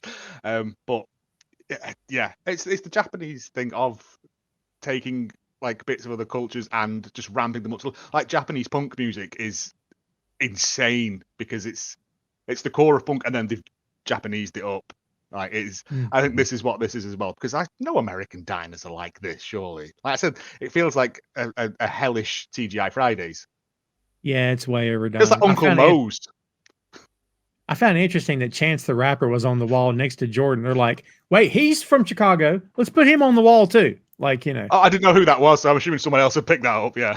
Yeah. And he's got a big 3 on his hat. Yep. Yeah. Oh, well done. Yeah. Telling you. Back on the boat, Rebecca and I think we've So agreed much it's in this Matthias. episode. Yeah. I think it's I googled it before. I think it's pronounced Mattis. Mattis. Oh Okay. man. You had that. That's But- how you started. I led you down a path. Sorry. But it's a bit. I'm not 100% on that because like there's a Portuguese version, a German / Belgian Flemish version, which is also probably the Dutch version, and there's a French version as well. So it's who knows. Yeah. Yeah. Call him Boatman. Call him I Boatman. just wrote him as the Flying Dutchman because Dutchman on a boat. Flying Dutchman. Nice. I like it. He's Dutchman. I was gonna put Love Boat, but I felt a bit on the nose. Well, no one's gonna get that but the three of us. Dramatic Grandpa. Anyway. I'm saying. So she asks about Gazella, Oh my God. and If he it says is it Love has Boat, when the waitress goes, bam. That's... No? Never mind. No, I got nothing. Futurama references for nobody. It's Oh fine. yeah, I totally missed that. There we Yeah. go. I totally missed that. He tells her about the name. It has no translation, no real translation. It can mean cozy, like a warm fire, but you can also keep your mind, Gazella, right? Your heart, your soul, the people you're with, the places you go to, even this right now, that's what this is. The dryer buzzes. She gets up to grab her clothes. He says they feel pretty dry. She throws a glass of water in. He does it too, and they get right back to the table. It's a lovely little like tie into when he just throws his phone in the canal at the start as well. Oh yeah. Again, Well just these done. little. I don't mean you can't have a second meet cute, but it is just these little random acts of madness. Yeah, I looked up like the Dutch word for it, and it encompasses a lot. Yeah. Which why it doesn't really translate, but it is just like that warm feeling of, that warm feeling like in your soul or whatever. When you're you're having a good time with friends, or when you go and see loved ones, or it can mean so many things that there isn't. There's just like there are some words that just don't translate into English. Like what's the one? L'esprit d'escalier, which is it literally translates as the thought on the stairs, and it's when you think of something really witty as a comeback 2 days later. Oh yeah, that's what that is. Yeah. It's just, but there's no British word for that. There's no English word for that. Interesting. Just because we've got a terrible language. We have got a shit language. We go back to the restaurant. Ted has received his onion ring pyramid and freedom fries. Did you catch that? Yeah. Oh, onion ring pyramid. Onion ring pyramid. Triangles again. Pyramid. Oh, Triangles again. Yeah. Fuck me. Even though it's not technically a pyramid, it's a cone. But it is a cone of onion rings. And it also sloppy cone. It looks nasty. Yeah, I was going to say also onion rings don't have the structural density to be able to build a pyramid. These ones probably do because they look like cheap catering. Those ones you could mold like plasticine into a pyramid. Yeah, you could build an igloo out of them. Yeah. I've had them on a, I don't know what we're calling it, but I have had it like that, but they're thick, they're big. You know what I mean? Yeah. So there's not that many, and they bring it to your table. It's one man on his own. Yeah. There is a metric ton of onion rings there. Yeah. It's the beige buffet. Yeah. We've got we've got a big scene coming up here. This is tremendous. This is a turning point for this entire show because after this, things start rolling for Ted and the team, and we'll get there. But man, this is pivotal, like big time pivotal. First, she asks if he's enjoying the game. It's an old, playback of the Bulls, and then he's like, "Hey, I bet you $1,000 they win at 107-86." And she just looks at him. He's like, "I'm just kidding." And then he mentions, as we said earlier, he watched the game with his dad. I used to love watching basketball with him. She says, "Thank you for sharing," but she doesn't say it condescendingly. She's very sweet about it, which was nice. Yeah. She says, "Please feel free to choose from our menu of 50 nifty United sauces." Great. And there's a lovely queso from Puerto Rico. He says, "You know what? Just surprised me." He's watching the game, observes the triangle offense, and sees Nate dressed as a cowboy server. Howdy, Ted. Freaked me out. Yeah. And apparently the drugs are kicking in, kids. She brings him a jar of the Arthur Bryant barbecue sauce, which she says this is the best. By the way, folks, if you're playing along and taking points, this reference is all the way back to the first season. Episode 2 of season 1, Ted receives a ball of what he calls the best barbecue sauce in the world in a care package and describes it as the thing that teleports him back home. And it's this. And also in season 1, he nails the winning dart against Rupert with the word barbecue sauce. Okay. After tasting the sauce, the background on his laptop is an Arthur Brand barbecue joint as well. Yeah. Oh, very good. Because it's from his home state. Yeah. Mm. Yeah. I will say the barbecue sauce he puts on that plate looked fucking vile though. I'm not a big fan of barbecue sauce at the best of times. I'm a big barbecue guy, and it didn't look a nice color. I like it if it's good, it's good, but I don't want it to smother my food. It's always too sweet for me. But if it smothers, I can't have it. I like the mustard barbecue sauce too. Just mustard, just English mustard. I like it, everything. But it's like A1. If you eat A1 sauce on your steak, it's not a steak. You have destroyed it. Yeah. You're not allowed to put sauce on steak. It should be illegal. No. If you got to put sauce on the steak, your chef is terrible. All right. Yeah, I'll take it at the side if I want to dip a bit in. Yeah. Like fondue. I'm gonna pour that shit on it though. No, I'm not doing that. Nah. After tasting the sauce, Ted has an epiphany that involves a sports figure many Kansas City fans know, Tex Winter. We know, by the way, he passed in 2018. He is the father of the triangle offense, which he used while coaching Kansas State. And then the Chicago Bulls ran the triangle offense in the 80s and 90s when Winter was an assistant and Jordan was playing. Nice. So, big backstory there. And another Jordan callback as well. I know, right? The room goes black and he hears a voice. And by the way, there's some stuff here too. This voice is Corey Burton, a voice actor. He is the current voice of, get this, Captain Hook, Ludwig von Drake, and others for the Walt Disney Company. He's Shockwave on the Transformers, Brainiac in the DC animated universe, Count Dooku and Cad Bane in the Star Wars franchise, Zeus in the God of War series, yes, and Hugo Strange in Batman Arkham City. That's very cool. That's some pedigree, isn't it? That is some pedigree. I've killed that man so many times and got it. I was going to say I've smacked his face in loads. Yeah, and Arkham. Well, we did have another Star Wars. We got a Star Wars connection here again. I'm just saying. Yeah, Dooku and Cad Bane. I'm just saying. I found this was a great spot. This is a great spot.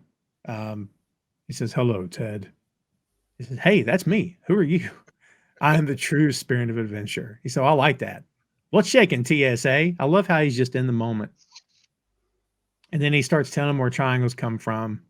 He says it's debated that the triangle was first defined by Pythagoras as any shape with three sides and three corners. And then, of course, Ted has to get off of Tedism when he says that's a good theorem. But right.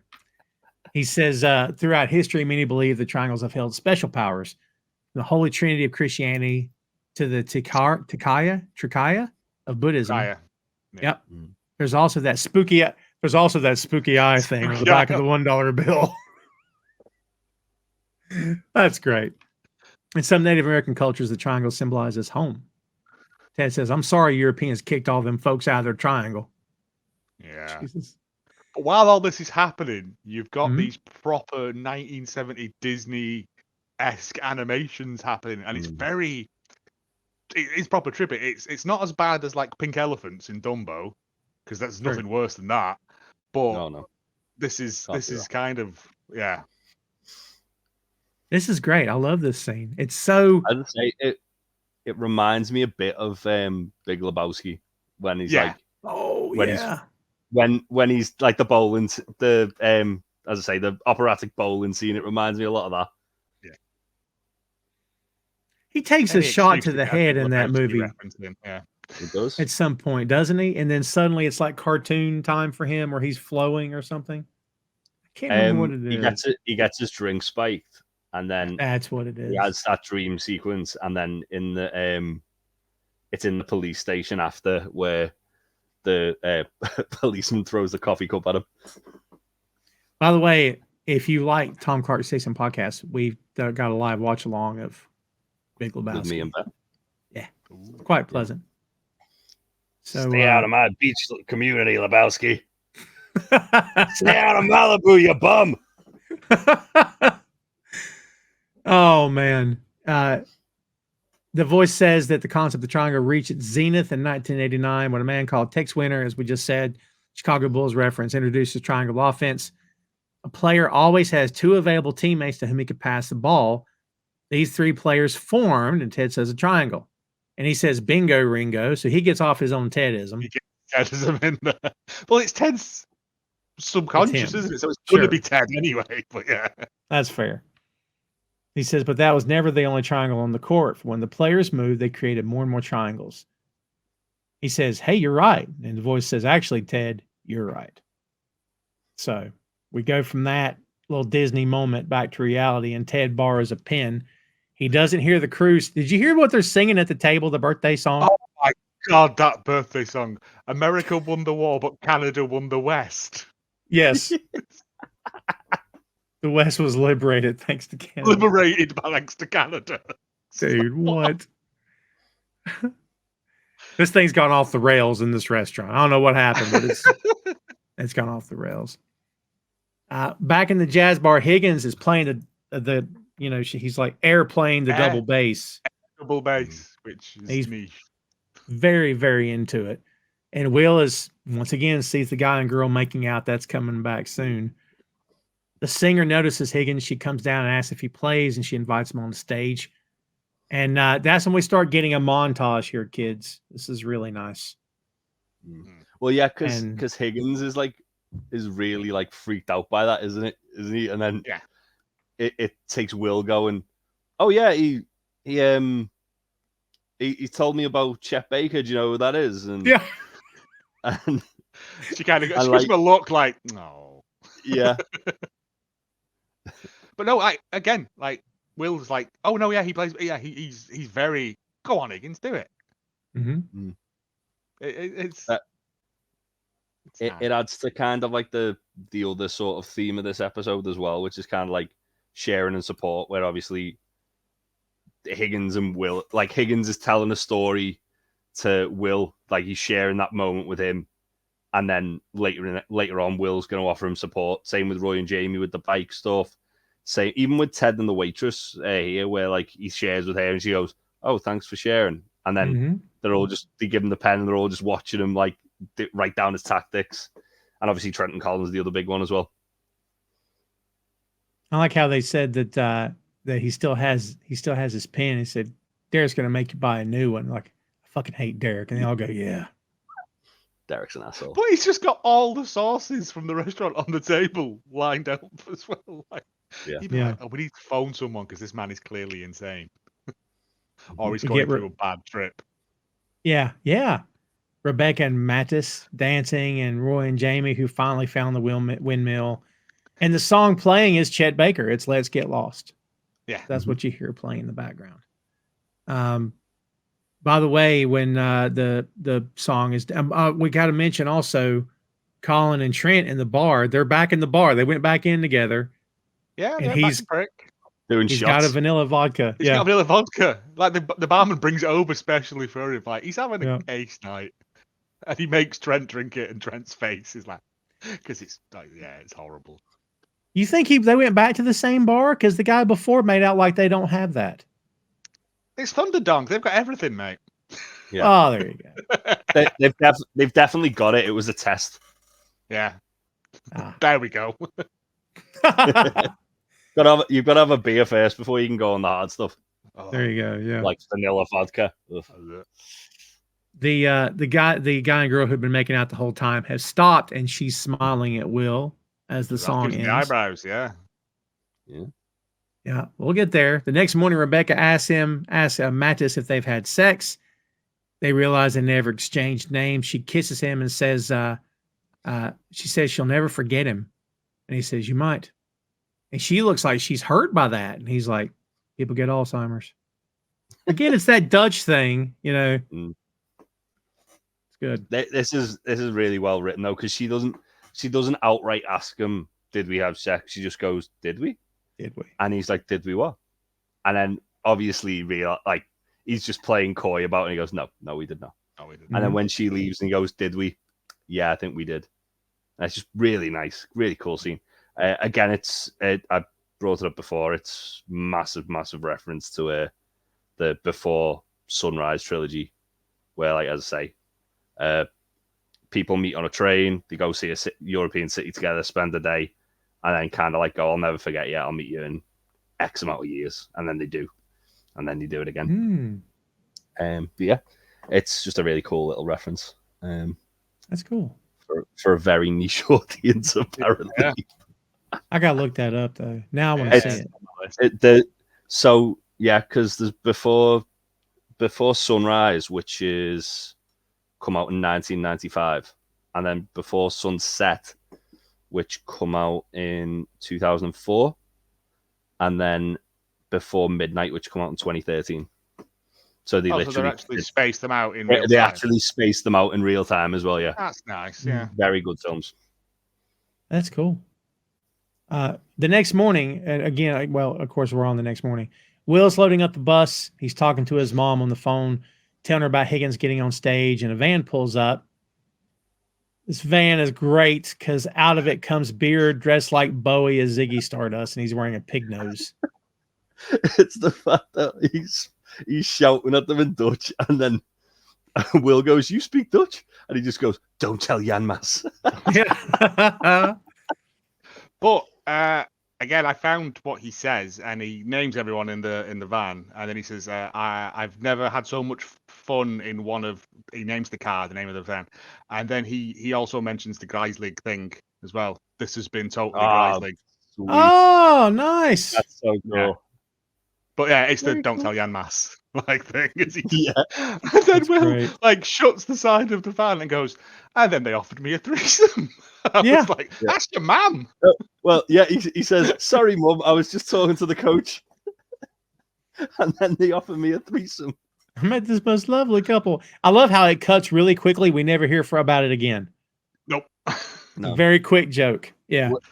Will is one of the biggest enigmas in this show. Because Yeah. he just drip feeds you like really insane things, and you're like, I want to know more about that, and you never hear about it again. Home life's like. Yeah. Hey, He's up there with Beard. I was going to say, give Will 10 years. He's got the beard aura about him. Oh, I'm saying. well, yeah. So Give him 10 he years gets to be where Nate was. Yeah. He'll be a coach. He gets on the van or on the bus, and Ted says, "Let me guess, Piggy Stardust." And Beard goes, "Rashers to rashers, oink to oinky." That's such a good joke. It really Ted is, says, but "Oh." okay. Oh, it's so good. It's so bad. It's good. They both imitate the explosion because they, shared brain, right? Yeah. Ted apologizes for leaving Beard alone in the city with a head full of tea. Beard tells him it was a dud batch. Kenneth confirmed. All right. Have we decided this is the truth? It was a dud batch. So what was happening with Ted? I think Beard's told Ted that he's put something in it, and he hasn't at all. He's just trying to get Ted to like. Basically, Beard's whole thing was he was telling Ted to open his mind to new possibilities. That was the whole crux of what he was saying to Ted, and Ted was still very like, I don't know. So by Beard telling Ted that he's like experimenting with drugs, where he thinks he's having his mind altered and he's opening his mind. In reality, it's a placebo effect, and he thinks he's doing all that, but he's actually not. He's just, because he thinks he's on drugs, he's like kind of looking at things differently. And then he had that fever dream in the restaurant because he's probably got food poisoning from the onion ring pyramid. It could be, or it could be that it just wasn't. He sort of microdosed Ted, and it's not enough for Beard for it to have any effect. Is another possible option. Or he put it all in Ted's. Or he put it all in Ted's. Or yeah, there's. I mean, it's one of those things that we'll never know. The fact that Beard was so happy for Ted to have a do at it makes me think that. But then Beard wouldn't. He hadn't drank it when he left, though, had he? So I think the thing is as well is that Beard thinks that Ted's. I feel like Beard thinks that Ted doesn't really want to do it. He's just saying. Which is why he put it in the tea. Yeah. But then maybe he didn't put it in the tea. Maybe he just made tea because he thought, well, Ted's not going to drink that because he hates tea. Yeah. Like maybe there's that's so what many tea does to Ted. Maybe. No, tea makes Ted spit it on people. Yeah. Tea and the peanut butter that's on the side, the open jar of peanut butter. Well, that's when Ted would have enjoyed it too much. This is how far we go. We go down rabbit hole of stuff that they don't. The show never answered because it doesn't matter, but we still do it. That's what we do. But again, it could be that guy that he didn't give him anything, and it was like you said, the placebo effect for it, or he just gave him a wee bit because you can't give someone who hasn't done it loads of it because they'll freak out. Like, that's true. Very true. So I think I legitimately think he just microdosed him with it. And then Beard went off and had a whale of a time. Yeah. And Ted was just receptive enough to, because again, otherwise that whole animated sequence thing is really out of place. Yeah, that's true. That's true. Again, that could just be Ted's thought process. That could be how Ted thinks of things, is with a Disney spin on it, because he is, and we just for the first time see inside his head. We don't know. It really doesn't matter. But it could be like that guy from Gen V who sees everyone as Muppets. Oh yeah, or Black Noir. Also saw everyone like the cartoon from the burger place that I can't remember. But yeah, yes, these are all options available to us. I think it could go either way. I think go either one of you guys. What you're thinking, and I think it would work either way. No, it's fair. No, but it's I get it's up to you to then make the decision. Yeah. Yeah, I do like that it leaves it as kind of like an open-ended question. Did Ted ever take drugs, or did he not take drugs? We just don't know. Ted shows him his. I was gonna just say Beard's got a big enough brain that he could have convinced Ted that he's took drugs when he actually hasn't. Well, like I said, he's been drip feeding him this triangle theory since episode 1. You know what I mean? Through all 3 episodes. Or through 3 seasons. Yeah, through 3 seasons he has. You're right. Yeah, jeez. And 3 seasons makes a triangle. Oh, shut up. Wow. He hands him the book and he says, "Is this anything?" And the book is magnificent. Like there's plays in there. Yeah. There's I like the bit where it says triangles, and he's just spelled it differently. Like that is a drug-addled brain. That is a drug, to be fair, yeah. Or it could be a manic episode. It could be the opposite side of his, panic attacks. He could have funneled that into. I don't know. That's another thing that's kind of interesting is that obviously just before that, he does mention his dad, and he kind of has that moment where he like goes, "Ooh," like as if he's about to have a panic attack, and then obviously instead of having a panic attack, he has that epiphany. I found it good how the guys are coming back on board the bus and they're happy and they're relaxed and they're comfortable. Oh, we missed the entire thing of what they did. What was on the note? Oh yeah, it was pillow fight. The pillow fight. Oh yeah. Ted requested it's either a movie night or a pillow fight. Oh, this epic pillow fight with them two waitresses just drinking cocktails, watching them. We did miss that. Yeah. Which is, again, a callback to Make Rebecca Great Again. Yep. It is. And what happens in this episode? Rebecca meets an Iceman. Making it great again. Boom, full circle. Oh, my God. See, is the show that good, or are we just that good for catching it? Both. Oh, wasn't Make Rebecca Great Again the night out in Liverpool? Liverpool, yeah. Mm-hmm. This is the night out in Amsterdam. Same thing. Mm-hmm. Different city. Well, as we said, like in the it was the first episode, wasn't it? Like it is literally this whole show is like a full circle. Yeah. So this is literally like the opposite side to the Liverpool episode as well, as far as like episodes apart. Yeah, I think we agree. It wasn't a circle; it was a line, and then it just does the same in reverse. Yeah. And to your point, Jay, like instead of a panic attack like he had in Make Rebecca Great Again, he has this epiphany. Mm-hmm. So it's the same actions and everything. At about the same time in the show as well. Yeah. Oh, that's good. Well, again, he's looking at the book and he's talking to him about it. And he says they got to have one of those backs. The guys, they got to just be themselves. They got to be comfortable. They've been playing too rigid. You got to have freedom. Everything the triangle gives, constant nonstop motion. And he's like, Beard says, "You come up with this yourself?" And he goes, "Yeah. Congrats. You should call it total football." He says, "Oh, I like that." Which was invented right here in Holland in the 70s. He says, "You think we should try it?" And Beard's like, "Yes, I do." Yes, I do. That's awesome. It's when Will gets on. He's like, "We're 2 people missing. Who is it?" And then it's Jamie and Roy first. Yeah, I was going to say Jamie and Roy, but Roy fell off his bike, and I'm assuming refused to ride it anymore because Jamie's giving him a backie on his. I think he wrecked it. Didn't he wreck it? Because there's that scene after they see the windmill, he wrecks it. He just veers off into the side of the road. But during the montage as he comes running in, which again, I don't know whether that's a reference to tires from space or not. I don't know, but could be funny if it was. Probably. But then did you see the Dutchest man in the world comes in and takes the bike off him and go and sell it to someone else, probably. Yeah, he was just there. Like he was just there. He's a one-man bike thieving operation. He's tremendous.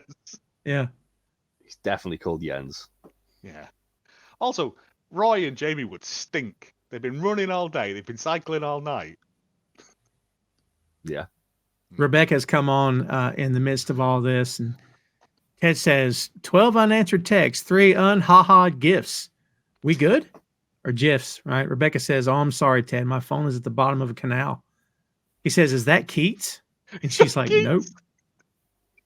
Have you noticed the way they're sat as well at the back of the bus? Yep. They're sat in a triangle. Guess what it is? It's a triangle. You gotta stop Yeah. doing that because this is getting damn ridiculous. Well, Rebecca, it's literally Rebecca sat one bit, Beard sat directly opposite, and Ted's in between the two of them. I think Rebecca literally puts her legs up at one point to make the line Yeah, up yeah. one side She of it does. as well. Yeah. Oh, what? Yeah.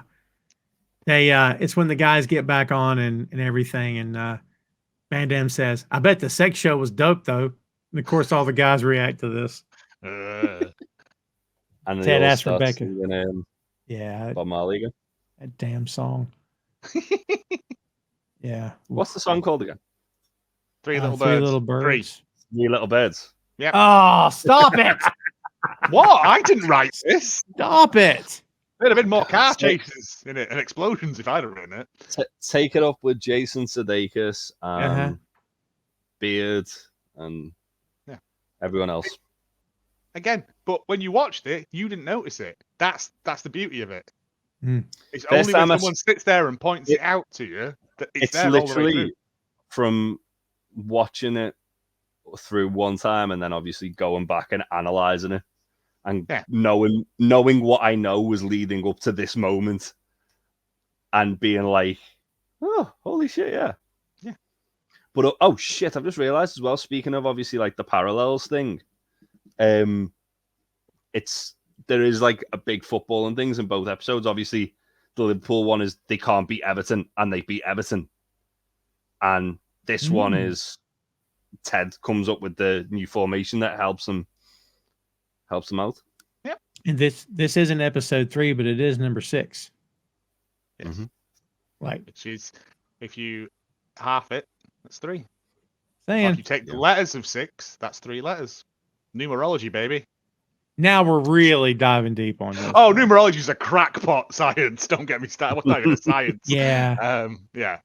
You can make anything add up to anything if you try hard enough. Oh, sure. Like you can make Yeah. any metrics or statistics. You can play them however you want, make them fit your narrative. It's the same thing. Like, Yeah. Or you can do what Terrence Howard did and make your own maths. Well, Ah. yes. But yeah, that's that. Bus pulls away. I thought there was going to be something, so but there was now. Yeah, it's funny. You see the city as we leave. City's Just a the city's lovely there. shot of the Amsterdam skyline. Yeah, nice. It does Well- though on the credits. It does have God as herself, which is Yeah, I a didn't little understand dogma that. reference there. I thought that as well. Is it a dogma But I don't know reference? why they'd have a little dogma reference at the end of an Amsterdam episode. Unless I'm missing something. The guy that stole the bikes, according to the credits, is Gizmo the bike junkie. Oh man, he's fallen since being a mogwai, hasn't he? I'm saying. That's fun. Fallen on hard times. Yeah, I didn't get the goddess Yeah, herself. he's after midnight, mate. Yeah, soup waffle. Well, Yeah. kids, there you have it. Episode 6, not 3. Episode 6 in the books. And that's what you have there for this episode of Sunflowers, season 3 of Ted Lasso. And as we said before, as we kick this thing off, kids, this is the midway point. We've only got 6 left, and we are done with the show. I know what you're asking, what you're thinking. What are you going to do after that? We'll be patient. We haven't decided yet. We'll let you know when we get there. But in the meantime, We've got a short list. we got Yeah. very short. We Very have short. 3 ideas right now. Huh? We do. Do we? I don't know. I was trying to tie back in. Work with me here. Yeah. They yeah. didn't know Yeah, that. no, I got it. I got it. We've got a triangle of ideas. We're going to watch too late British Oh, soap whoa, opera. wait. There's 3 of us. Yeah. Oh my God! Stop it! We're going to watch the British soap opera from the 80s Triangle. That's what we're going to watch. Yeah. Now, just imagine if the screen were set up 2 on top and 1 on the bottom. That'd be freaky at this. No, it had to be 1 on top, 2 on the bottom. No, any 3 points with 3 internal angles is a triangle. Still a triangle. Man, well, I think it has something to do with triangles. You always on about the triangles, Pythagoras. Yeah, that's Red Dwarf references for nobody, but yeah. I understood that reference. Joe, help us get out of here with our sanity. What's left of it? What's your biggest takeaways? Biggest takeaways from this episode? Like I said at the start, this is your setup now for the home stretch of Ted Lasso. Everything is in place for what happens. I just really love this episode because it's the halfway point of it just does all those things that Ted Lasso does very well. Like I said, you've got the really lovely story with Rebecca and the boatman thing, which again we didn't really touch on. This is you're upside down in water. The not the gypsy woman, the fortune teller said you're upside. Wasn't it upside down and you're wet or something? Like all this stuff is come true. The Green Matchbook, all that. It's all there. You will be a mother is the next one. And we didn't really touch on it because we were obsessed with triangles. But a lot of triangles. It's just fed it all through. But we've 6 more to go, and to be fair, I think this is like the best bit of Ted Lasso coming up now. Yeah, I agree with that. Jay, what do you think? Yeah, I said to you guys before we started recording, this is my favorite episode of Ted Lasso. Full stop. It's brilliant. It's just you don't need to know a great deal going into it. What's going on? It can be a self-contained thing. As I say, it's kind of like the Christmas special in that sense. And it's just as I say, there's so much little things in this episode that we didn't even touch on. That's just foreshadowing for what's to come. And obviously knowing what we know now from all 3 of us watching it, like it's brilliant. It's just such a clever show. And you wouldn't think that on the surface, seeing it as just like a sort of like workplace comedy. Knockabout comedy. Yeah. Yeah. I also just thought as well, you said one of the football players was called Rugentrost, which means rainbow. That's also a Ted Lasso episode from season 2. Rainbows, season 1, episode 5. Season 1 episode, sorry, yeah. Just popped into my brain then, sorry. Everything's connected. Everything's connected. Since the second we started this to today, everything is connected. I don't think we can do anything else. Nothing else is going to top it. Oh, that's fair. Yeah, you're right. I don't know what. Yeah, I don't know. Yeah. If there's one show we've discussed which we can go deep dive, I think. Yeah, but it's not the one that you think, Joe. It's the other one. I mean, either are bad, but okay. Oh yeah. Fingers crossed for Triangle. Yeah. Well, as we teased when we kicked this one off, folks, that rumors are still floating around in the ether about the people behind this show possibly coming back together. As we've stated multiple times here before, do we need to see Jason Sudeikis and dyed black hair and a mustache? I don't think so. I don't, if we did, wonderful. I don't think we need it. Would I like to see a spinoff that is hilarious and pulls at your heartstrings? I'd be here for that. But it had to be the right cast, the right circumstances, and got to be a reason to do it. There shouldn't just be, we want to capitalize or we miss each other. Of course, there should be, we've got a great story to tell. And we need to tell it. I got to tell this story. That's the only reason to do it. Like, they wanted the folks behind, and by the way, that somewhat related. We did do the Watchmen TV series on the 6M, by the way. Phil Lindsay and I did that. And, they went back. Was it Lindelof that was behind that?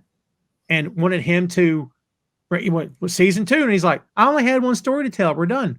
Yeah. And I'm like, does it very well. I still haven't watched that. I need to watch it. It's very good. So good. It's very good. So good. And yeah, it does not need a second season. Yeah, don't read anything. Like, murder alien at the end, like the comic. The twist. No, but it's more true to the comic than the. Well, there is squid parts. Yeah, there is the big alien monster thing. Not that's the what I wanted to know. Bomb. Yeah. Yeah. It's more true to the comics than graphic novel. Yeah. The twist is effing nuts. I didn't see it coming at all. Like, big twist. So don't read anything about it; it'll ruin it for you. I won't. As I do with most shows, I go in blind. There you go. Well, kids, again, we hope you've enjoyed this episode. Stay tuned. We got to thank you again for following us as you have been from day one. Much appreciated. Please continue to share the podcast wherever you can. I won't plug anything really major right now except one thing. Boink Studios, BOINK, boinkstudios.com. Links to this show, to my other two pods, to these the guys you see before you, to Jay and Joe's pods. The links are there. Social media links are there. I update that website on a near daily basis. So please go check it out. BoinkStudios.com, or also on YouTube at Boink Studios. There you go, folks. Thanks again for watching. Please stay tuned for more. We'll be back with episode 7 real soon, so hold on for that. In the meantime, for Jay and Joe, I'm Tom. See you next time, kids.